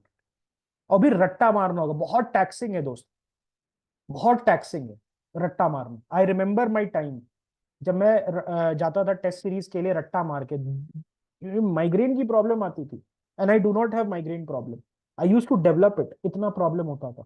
तो आप समझ जाइए कि कितना प्रॉब्लमैटिक होने वाला। अब मैं बहुत ज्यादा इन्फ्लेट कर रहा हूं इस बात को कि तुम समझो कि कितना बड़ा ये बात है। ओके, लोग 6 6 अटेम्प्ट दे देते हैं मेंस के, कभी इंटरव्यू कॉल नहीं आता। वो अपनी स्टोरी शेयर नहीं करता तो तुम्हें पता नहीं है, वो अपनी स्टोरी शेयर नहीं करता तो तुम्हें पता नहीं है, लेकिन those people exist. I know a guy, Maithili optional था, बिहार का था, very brilliant Jhaji, I not से his full name, very brilliant Jhaji, 6 attempts he gave, 5 attempts, one he could not clear prelims, 5 mains, never got through, despite having a very what do you say, scoring optional. Why? Because he did not correct his mistakes, he did not correct his mistakes. तो वही मैं कह रहा हूं ना, stupidity is, okay, stupidity is believing that you can do the same thing and expect a different result. Okay, तो ये चीज आप समझिए। ऑप्शनल में आपको मैं जेनरिक एडवाइस दे सकता हूं, बाकी जिनका एंथ्रो है उनके लिए हम अलग से बात करेंगे। जेनरिक एडवाइस यही है कि पीवाई क्यू के आंसर्स रेडी कर लो, या कोई किताब खरीद लो जहां पर पीवाई क्यू के आंसर्स, बिकॉज ह्यूमैनिटीज ऑप्शनल में, मेजोरिटी ह्यूमैनिटीज ऑप्शनल और इवन साइंटिफिक ऑप्शनल्स में, साइंस ऑप्शनल में, आपका PY Q repetition is at least minimum 70%, it can go as high as 90%, minimum 70% question. Sociology even, sociology में भी आपका जो, आई थिंक, मेरे को तो ज्यादा नहीं पता है, लेकिन आई थिंक आपका जो वेबस्टर के आइडियाज हैं, और आई थिंक ब्यूरोक्रेसी का जो आइडिया हमेशा बार बार बार बार रिपीट होता रहता है ना, सो वो करो। आप जो है एटलीस्ट आप क्या करना कि 2000 से, उसके पहले भी जा सकते हो, 1989 भी जा सकते हो अगर आपको मिल जाए तो, 2000 से 2023 के पेपर का थीम्स निकाल के, थीम्स निकाल के उस पर नोट्स बना लो। ओके, हाँ, ब्यूरोक्रेटिक थ्योरी जो है आपकी सोशियोलॉजी में आती है, तो नोट्स बना लो। अब ब्यूरोक्रेटिक थ्योरी आपको कैसे पूछ सकता है, 2 से 3 तरीके से पूछ सकता है यूपीएससी। वर्डिंग चेंज कर देगा, वर्डिंग सेम नहीं होगा, वर्डिंग चेंज करेगा यूपीएससी, लेकिन थीम सेम रहेगा। तो पीवाईक्यू थीम बना लो, 70, minimum 70% paper you are guaranteed कि तुम्हें आएगा। बाकी 30% हो सकता है आपको किताब पढ़ना पड़े, करंट अफेयर से सप्लीमेंट करना पड़े, अपने वैल्यू एडेड नोट्स बनाना पड़े, but that's it. Okay, there was this girl who scored 362 in anthropology, Lakshmi Nagappan नाम है, यूपी कैडर आईएएस है। 362 आया था, 181 एंड 180 समथिंग आया था उनको, 181 दोनों पेपर, नहीं 180, हाँ 183 आया था, और सम 179 आया था स्कोर उनका, तब जाके 362 के करीब उनका बना था। सो उसमें जो है, अब सुनिएगा ध्यान से, उनसे जो हमारी इंटरेक्शन हुआ था, उसमें एक बात बोला उन्होंने, that once what happened, she was studying in Insights library in Bangalore, उनका 3rd अटेम्प्ट था, फर्स्ट मेंस, पहला मेंस था। सो एंथ्रो में उनका 362 था, तो शी सेड कि एक बार क्या हुआ कि मैं 10 घंटा लगातार पढ़ी, बिना किसी से बात किए, बिना कुछ किसी से बोले बोले, मैं एक ही जगह बैठी रही। I studied for 10 hours, I did not realise that it was 10 hours. सुबह में 10 बजे मैं बैठी, और रात को 8 8 9 बजे मुझे रियलाइज हुआ कि 8 9 बज गए हैं, and I studied anthropology. And then I woke up, और मतलब खड़ा हुआ मैं और खड़ी हुई मैं, और मेरे को रियलाइज ही नहीं हुआ कि 10 घंटे बीत गए। And she got 362। तो क्या मुझे आप बोलना चाह रहे हो कि तुम्हारे हार्ड वर्क का रिवॉर्ड नहीं देता यूपीएससी? तुम्हारे हार्ड वर्क का रिवॉर्ड नहीं देता, है ना? देगा रिवॉर्ड तुमको। पढ़ोगे मिलेगा, पढ़ोगे मिलेगा, this is 100%। This has been proven यार। ये सब ढकोसला है कि दिल्ली का सेंटर था तो मार्क्स शूट अप करके, बहुत वाहियात बकवास है कि मुंबई से तुमने दे दिया तो कम नंबर आ गए, पटना से दे दिया तो ज्यादा आ गए, चेन्नई से दे दिया तो कम आ गए, और दिल्ली से दे दिया तो ज्यादा आ गया। सब ढकोसला है बाय अनसीरियस पीपल। ठीक है, हो सकता है 10 नंबर का फर्क है, 5 नंबर का, you can easily overcome that with your hard work. ये जो है ना बहुत ज्यादा इसको ना बोलते हैं ना, वर्ड है शाना। शाना ज्यादा बनोगे तो यूपीएससी औकात दिखा देगा। इस चीज को जो है आप समझ लीजिए, ठीक है, शान पट्टी जिसको कहते हैं।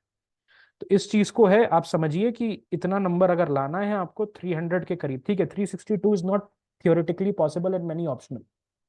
हो सकता है आपका ऑप्शनल का कैप है 300, 300 ले आओ ना। आईएएस बनने से मतलब है कि टॉपर बनने से मतलब है? ऑल इंडिया रैंक 1 लाने से मतलब है कि आईएएस बनने से मतलब? आईएएस बनने से मतलब है हमें। आईएएस बनने, बॉटम लाइन के आईएएस बनने से मतलब है। बाद में देख लेना, इंटर कैडर ट्रांसफर ले लेना, अभी तो ये दिमाग से हटा दो। ठीक है, तो ये चीज समझिए, आपको ऑप्शनल में क्या करना है समझ में आ गया। मैं आपको जेनरिक चीजें बता सकता हूँ। पीवाईक्यू कीजिए, उसके थीम्स से निकालिए उसका थीम्स, उस पर नोट्स बनाइए, रट मारिए। रट्टा rote memorisation you should do. Exactly आपको लिखना है स्कॉलरली पर्सपेक्टिव, तुम्हारा नहीं है। Nobody likes you, nobody likes according to मुजी पेपे या अकॉर्डिंग टू आईएसएसएफ, ऐसा कोई नहीं चाहता। अकॉर्डिंग टू ये मार्गरेट मीड सुनना चाहता है examiner. According to Ruth Benedict सुनना चाहता है एग्जामिनर। अकॉर्डिंग टू एरिस्टोटल सुनना चाहता है एग्जामिनर। तो उसके लिए रट्टा मारना है तुम्हें, और रट्टा तुम्हें मारना पड़ेगा। गधा मजदूरी है, गधा मजदूरी है, रट्टा मारना पड़ेगा। I understand this, there are no two ways about it. ठीक है, सितंबर के बाद चले जाना, प्लान बनाओ, जाना घूमने फिरने। अभी मेहनत करो, अभी मेहनत करो, फिर ये दोबारा टाइम हो सकता है ना आए। देर आर पीपल, एक बार 6 अटेम्प्ट दिया, एक बार प्रीलिम्स क्लियर हुआ, did not take the main seriously, repented because never again they cleared prelims.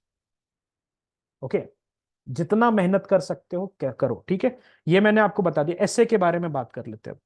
I think GS मैंने ऑप्शनल कवर कर लिया, जीएस कवर कर लिया। एसए, देखिए एसए में क्या है, थोड़ा सा रोबोटिक कम हुई है, robotic less robotic, more emotional. Emotions होने चाहिए, फ्लो करने चाहिए। Less robotic, okay, less robotic, more emotional. Okay, then ऐसे में एक मॉडल मैंने बताया था आपको, चंद्रमोहन गर्ग जी का था, स्पेक्लिक। ऑल इंडिया रैंक 25 ने बताया था, बहुत पुराने टॉपर है, 2014 के टॉपर है। उनका मॉडल था स्पेक्लिक मॉडल। तो ये जो स्पेक्लिक मॉडल है दोस्त, स्पेक्लिक मॉडल है, इसमें क्या करना होता है, कोई भी ऐसे होता है उसको मल्टी डायमेंशनली हमें देखना होता है। You can not just right a historical ऐसे, you cannot just write a futuristic essay, you cannot just write an environment based essay, you cannot just write a legal perspective here. S stands for society। अब society के भी multiple facets है, women को कैसे ये issue impact कर रहा है, चिल्ड्रन को कैसे कर रहा है, एल्डरली को कैसे कर रहा है, थर्ड जेंडर LGBTQIA को कैसे कर रहा है। P stands for political perspective। E stands for environmental and economic perspective। Economy को कैसे हर्ट कर रहा है, या इकोनॉमी को कैसे बूस्ट कर रहा है ये टॉपिक। इकोनॉमी से कैसे रिलेट कर सकते हो तुम, इन्वायरमेंट से कैसे रिलेट कर सकते हो। C stands for cultural. C stands for what, cultural. L stands for legal. I stands for international. सोचो अब, सोचो कहां सऊदी अरेबिया में कुछ हुआ था, सोचो अमेरिका में कुछ ऐसा न्यूज आया था जो तुम इस ऐसे के टॉपिक से लिंक कर सकते हो। एच स्टैंड्स फॉर हिस्ट्री और हेरिटेज। अब सोचो हिस्ट्री में कुछ है कि नहीं। अब ये जो स्पेक्लिक मॉडल है, इस ऐसे नहीं करना है कि सोसाइटी ही सबसे पहले लिखिएगा, ऐसे नहीं करना है सबसे पहले कल्चरल लिखना है, कुछ भी लिख सकते हो, whichever is fitting your this whole dynamic. लेकिन स्पेक्लिक मॉडल समझ में आ गया आपको कैसे स्पेक्लिक मॉडल करना है। दूसरी चीज अब मैं आपसे बात कर रहा हूं यहां पर कि आप सबसे पहले डायरेक्ट लिखिएगा नहीं, मैं स्ट्रिक्टली मना कर रहा हूं। पेन नहीं चलाना है पहले, आपको क्या करना है, you have to spend 15 minutes पर ऐसे, और पीछे वाले पेज में जाके आपको एक लेआउट या स्केलेटन क्रिएट करना। आपको क्या करना है, आपको लेआउट और स्केलेटन क्रिएट करना है। दैट इंट्रोडक्शन में क्या लिखिएगा आप, इंट्रोडक्शन कहां तक लिखिएगा, कहां पर स्टॉप करना है।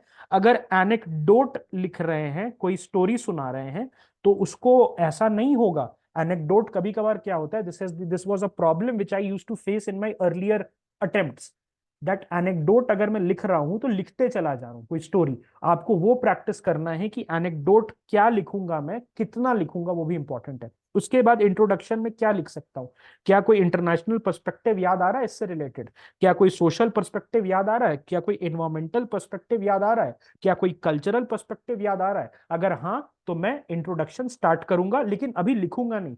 देन मैं बॉडी सोचूंगा, बॉडी में क्या क्या लिखना है, सब हेडिंग्स क्या क्या डालूंगा। मैंने बताया था ना ऐसे में, एक वीडियो होगा और उसको भी देख सकते हो, लेकिन उसमें मैंने बताया था ऐसे में यूज सब headings, don't write introduction body conclusion, but use creative सब हेडिंग्स। समझ रहे हो क्या होता है क्रिएटिव सब हेडिंग्स?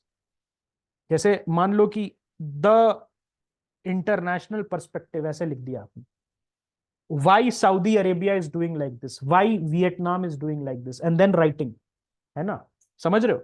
मान लो कि आप एक इन्वायरमेंटल पर्सपेक्टिव लिख रहे हो, and now you have to environmental perspective से इंटरनेशनल पर्सपेक्टिव में आपको माइग्रेट करना है। तो ऐसा तो नहीं होगा ना कि पूरे आप बोल रहे हो कि डियर एग्जामिनर ढूंढ लो, मैंने लिखा है लेकिन ढूंढ लो, छुपन छुपाई खेलो मेरे पेपर में, कहां पर है इन्वायरमेंटल पर्सपेक्टिव।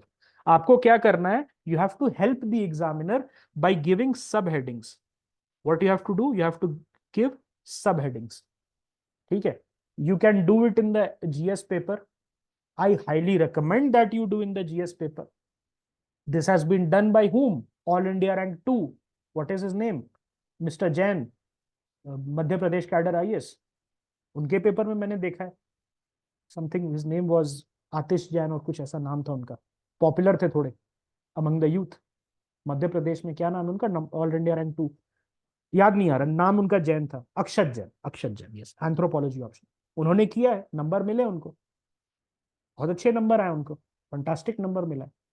ये चीज समझिए ना, आप ये चीज समझिए कि आपको आपको अगर it has already been done, it has proven to be marks giving, why you are not doing it? आप क्यों नहीं कर रहे हैं ऐसा? करिए आप भी, ठीक है?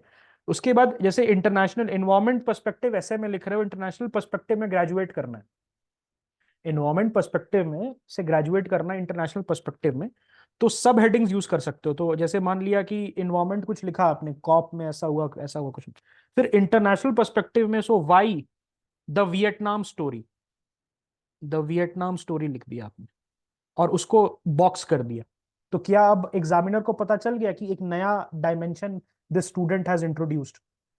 सो यहां पर मैं आपको एक चीज बताता हूं, more than your writing, okay, this is all about, ऐसे जो है, it is about 50% how you present and 50% what you write। दोनों जब होगा आपका टैंडम में, कॉम्बिनेशन में, तब आप जो है आगे बढ़ सकते हैं। इंटरलिंक कैसे करना है, मतलब ऐसा ना लगे कि अब्रप्टली ट्रांजिशन हो गए, ठीक है, very good, it's a good question.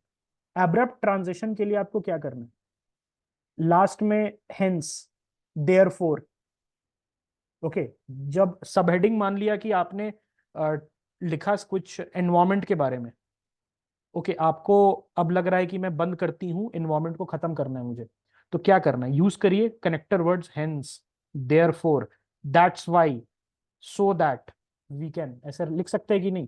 तो एग्जामिनर को भी पता चल गया, ठीक है, ये लड़की या लड़का मुझे क्लोज करने के लिए आर्ग्यूमेंट बोल रहा है, और उसके बाद मुझे ट्रांजेक्शन करवा रहा है with the use of a new सब हेडिंग। कर सकते हैं। तो ऐसे में आप ऐसे कर सकते हैं, यू कैन राइट एन ऐसे। मैं वही बोल रहा हूँ, रोबोटिक कम होइए, दिस इज नॉट फैक्ट्स। ये आपका जीएस का आंसर नहीं है, थोड़ा इमोशनल होइए। इमोशनल मतलब ओवर नहीं, सरफरोशी की तमन्ना ये सब नहीं लिखना है। ये लिखना है इमोशनल मतलब flowing. Your word should be flowing and should be talking to the examiner, that okay mister examiner, do you think this can happen? You should not do this in the GS paper. GS paper में whatever has been asked उसको आपको बहुत objectively लिखना है। लेकिन ऐसे में you have got the liberty, you have got the number of pages, you have got the time, you have got the topic, that you can be flowing. Less robotic, more flowing, and you are going to get through. हमने क्या क्या cover कर लिया, सारी चीज cover कर ली। दूसरी चीज है, एक होता है ना सबसे बड़ा हंसी की बात क्या होगी, बहुत अच्छा नंबर आया, बहुत अच्छा, अरे भयानक, टॉप ही कर रहे हो तुम जीएस में, टॉप ही कर रहे हो ऑप्शनल में। बहुत हंसी की बात मुझे आएगी एक, दैट आपका अगर हिंदी और इंग्लिश की वजह से रुक जाए। कब लिखा था लास्ट हिंदी, या जो भी आपका लैंग्वेज है, whatever language is there. There was my friend, very very very good friend, Malayalam, Malayali था, एंड मलयालम लिखा था क्लास 3 में last, and he was panicking in the next last 10-15 days। Okay, Hindi लिखिए। हिंदी का स्पेलिंग कैसे होता है? क्या हिंदी का स्पेलिंग ऐसे होता है, या हिंदी का स्पेलिंग ऐसे होता है ना? सो हिंदी लिखिए, डेली लिखिए, 10 मिनट दीजिए, 15 मिनट दीजिए, हिंदी लिखिए। लोकोक्तियां जो है, मुहावरे, उसका लिस्ट, 300-400 मुहावरे, 300-400 लोकोक्तियां, उसका लिस्ट डाउनलोड कीजिए। नहीं, ज्यादा डिफिकल्ट नहीं आता है, 99% पीपल क्वालिफाई।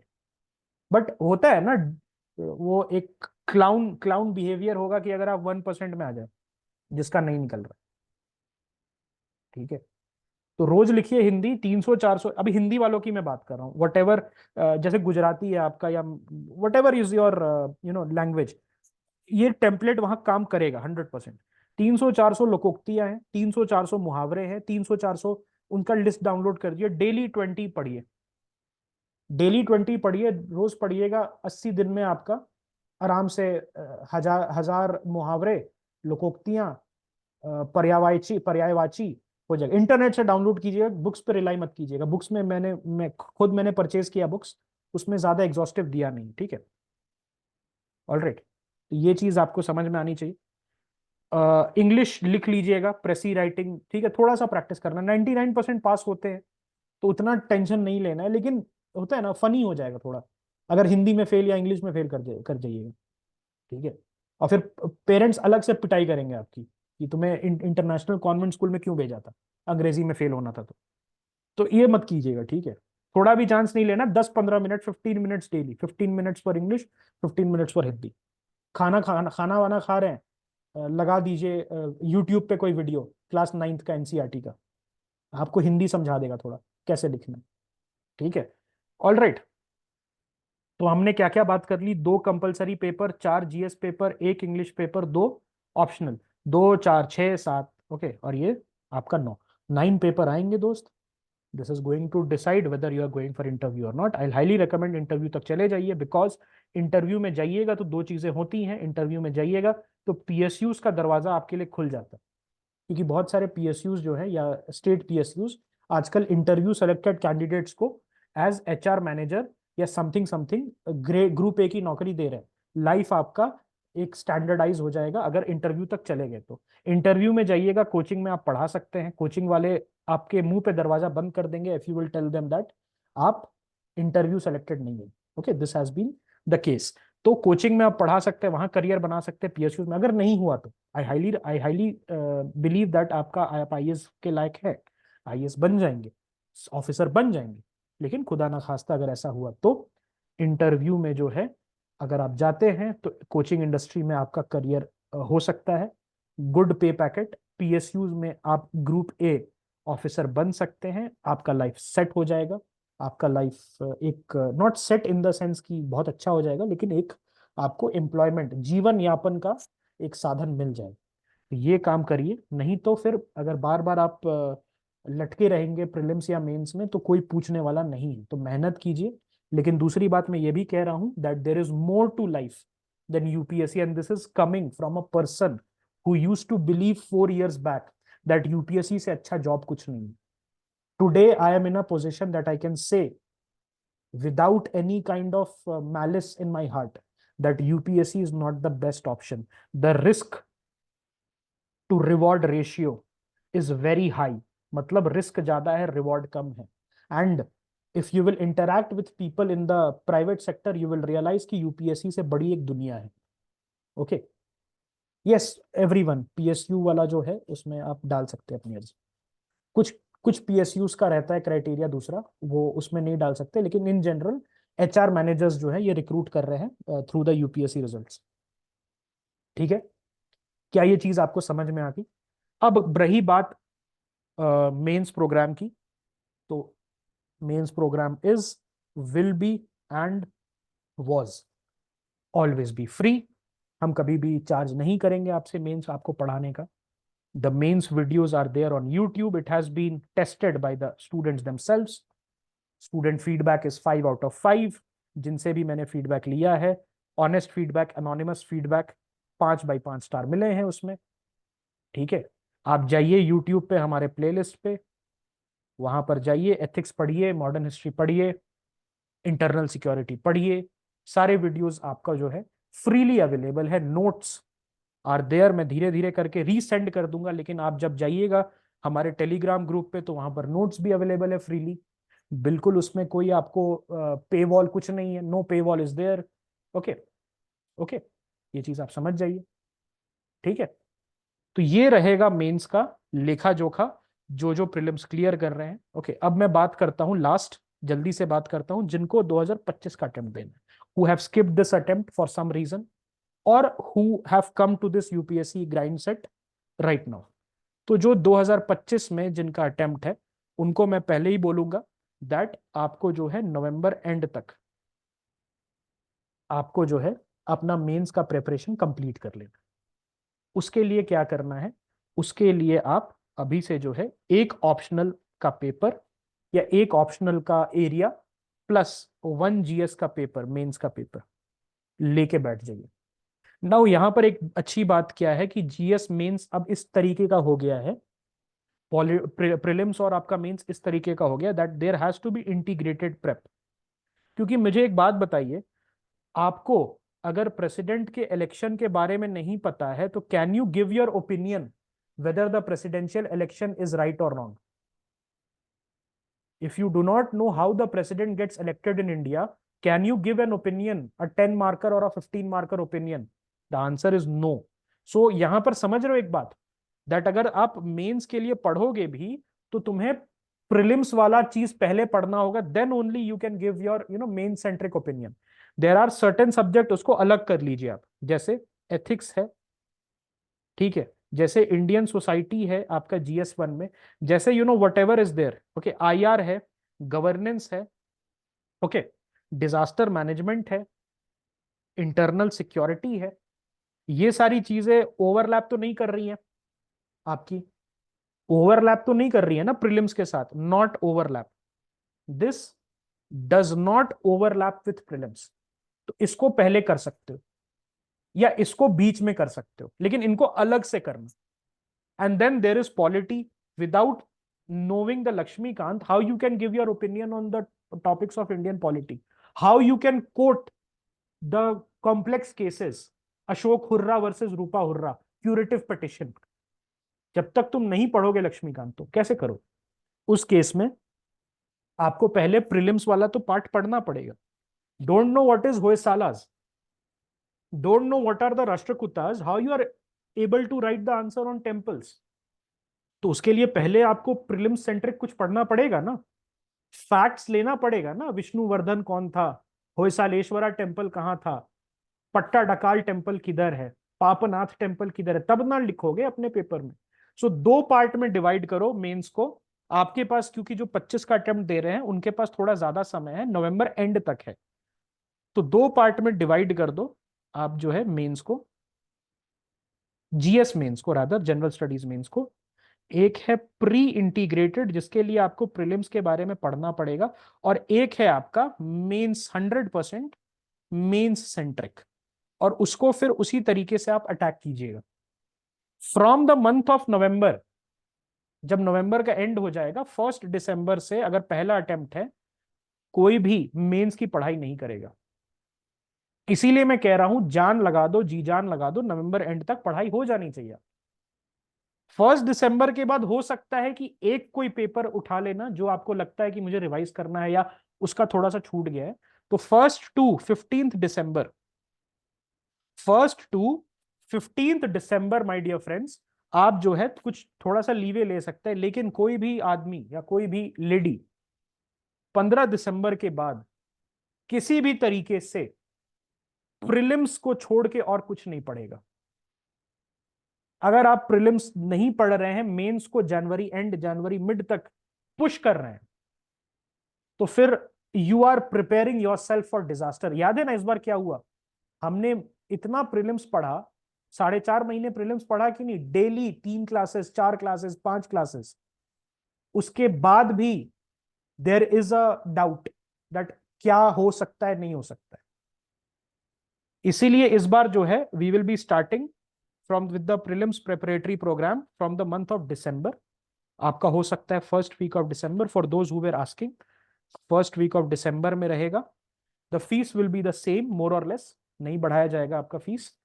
वट एवर 4,500, 4,000 में भी अगर स्टूडेंट्स बोलते हैं तो थोड़ा बहुत कम भी कर दिया जाएगा।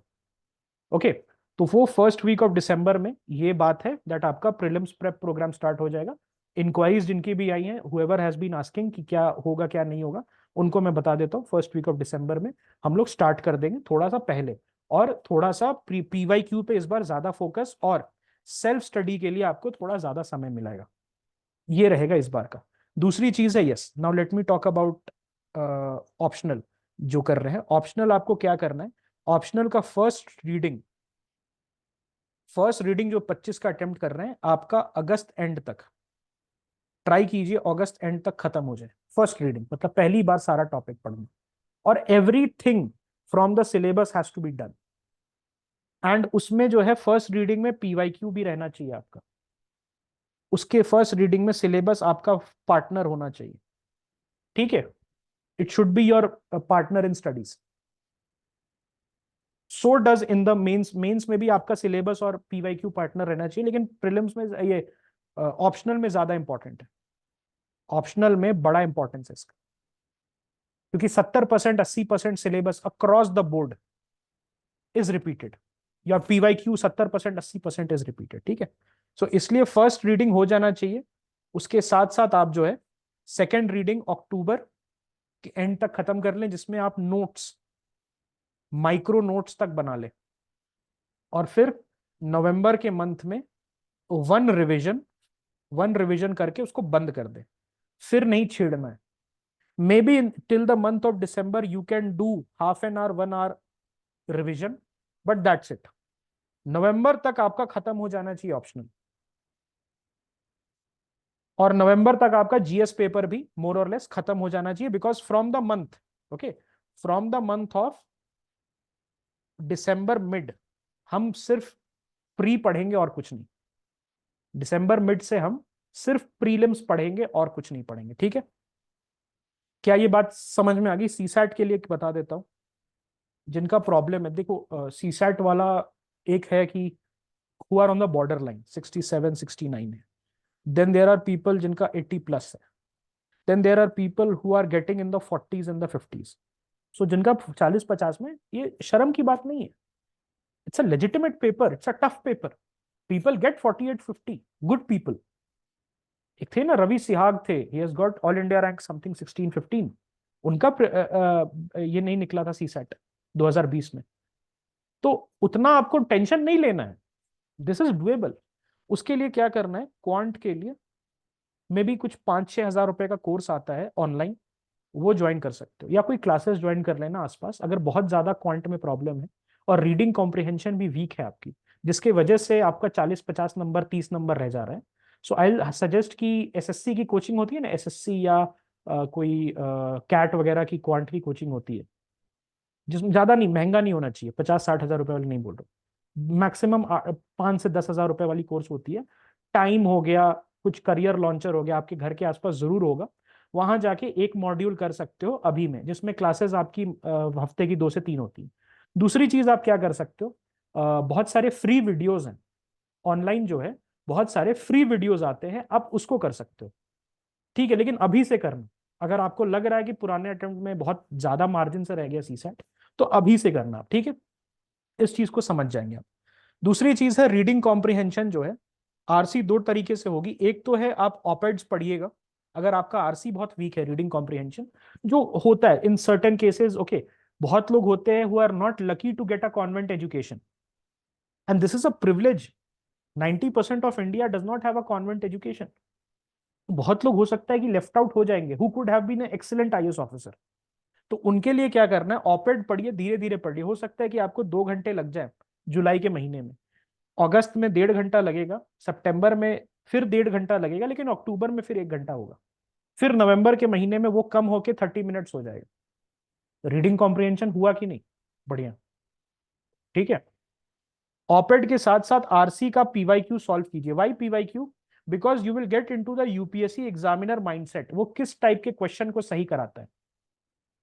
You will get into the PYQ mindset of UPSC examiner, कि किस टाइप के ऑप्शंस को, कैसे आरसी को वो सेट करता है, और अजम्पशन अगर पूछ रहा है, इन्फरेंस पूछ रहा है, he is he asking a literal assumption और is he asking a broad assumption, तो वो आपको कैसे पता चलेगा आरसी में।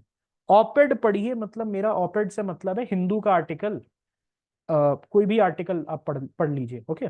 उसको आपको पढ़ने में हो सकता है 2 घंटा लग जाए, बहुत ज्यादा अगर आप वीक हैं, उसमें शर्म की बात नहीं है, कोई भी, इतना मूविंग पार्ट्स है ना कुछ वीक होता है। मैं तो ओपनली कहता हूं, मेरा मैथ्स बहुत चौपट है, इस बार भी सीसैट मैंने दिया, मैंने मैथ्स बहुत कम बनाया, आरसी पे बैंक करके आया हूं, ओके।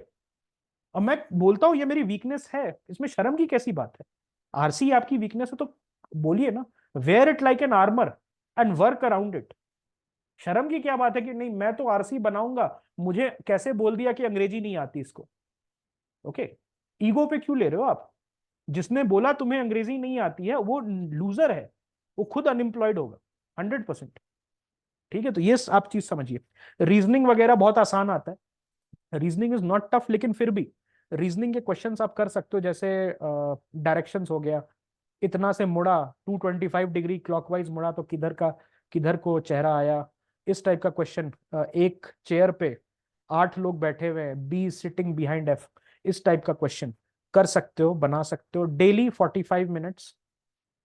उसमें आप ट्राई करो 20 से 30 क्वेश्चंस। अगर बहुत वीक है सीसैट, सीसैट स्ट्रांग है, बैकग्राउंड है, कैट वैट का एग्जाम दिया है, मैथ्स पढ़ के आए हो, अंग्रेजी पढ़ लेते हो, तो you can may be dedicate 10-15 question daily, that's it, उससे ज्यादा नहीं। बहुत ज्यादा वीक है, बहुत ज्यादा, मान लो कि जैसे there have been some persons this time जो कह रहे हैं कि यार मैंने तो 19 क्वेश्चन ही सही किए, 20 क्वेश्चन सही किए, नहीं हो सकता ऐसा, सिलेक्शन नहीं होगा, ओके। सिलेक्शन आपका कैसे होगा, आपको 30+ क्वेश्चन सही करने होंगे, तब जाके परम्यूटेशन कॉम्बिनेशन बैठेगा आपका सिलेक्शन का किसी हाल में, ठीक है, इस चीज को ध्यान रखिएगा। तो सीसैट के तौर पे आपको क्या देखना है, सीसैट के तौर पे कि अपने परफॉर्मेंस को ऑनेस्टली गेज कीजिए, कहां पर आप लाई करते हैं। अच्छा है तो बाद में कर सकते हैं, खराब है तो अभी कर सकते हैं, लेकिन at the end of the day what matters is कि आपका फाइनल रिजल्ट क्या आता है, ठीक है। This is a very comprehensive thing that we have discussed, 2 घंटे हमने डिस्कस किया है इसको बैठ के। मेंस में क्या करना है जिनका अभी क्लियर हो रहा है, और जो 25 के लिए अटेम्प्ट कर रहे हैं उनको क्या करना है, हमने बहुत अच्छे से बात कर ली, ठीक है। Now you can ask your questions if there are any.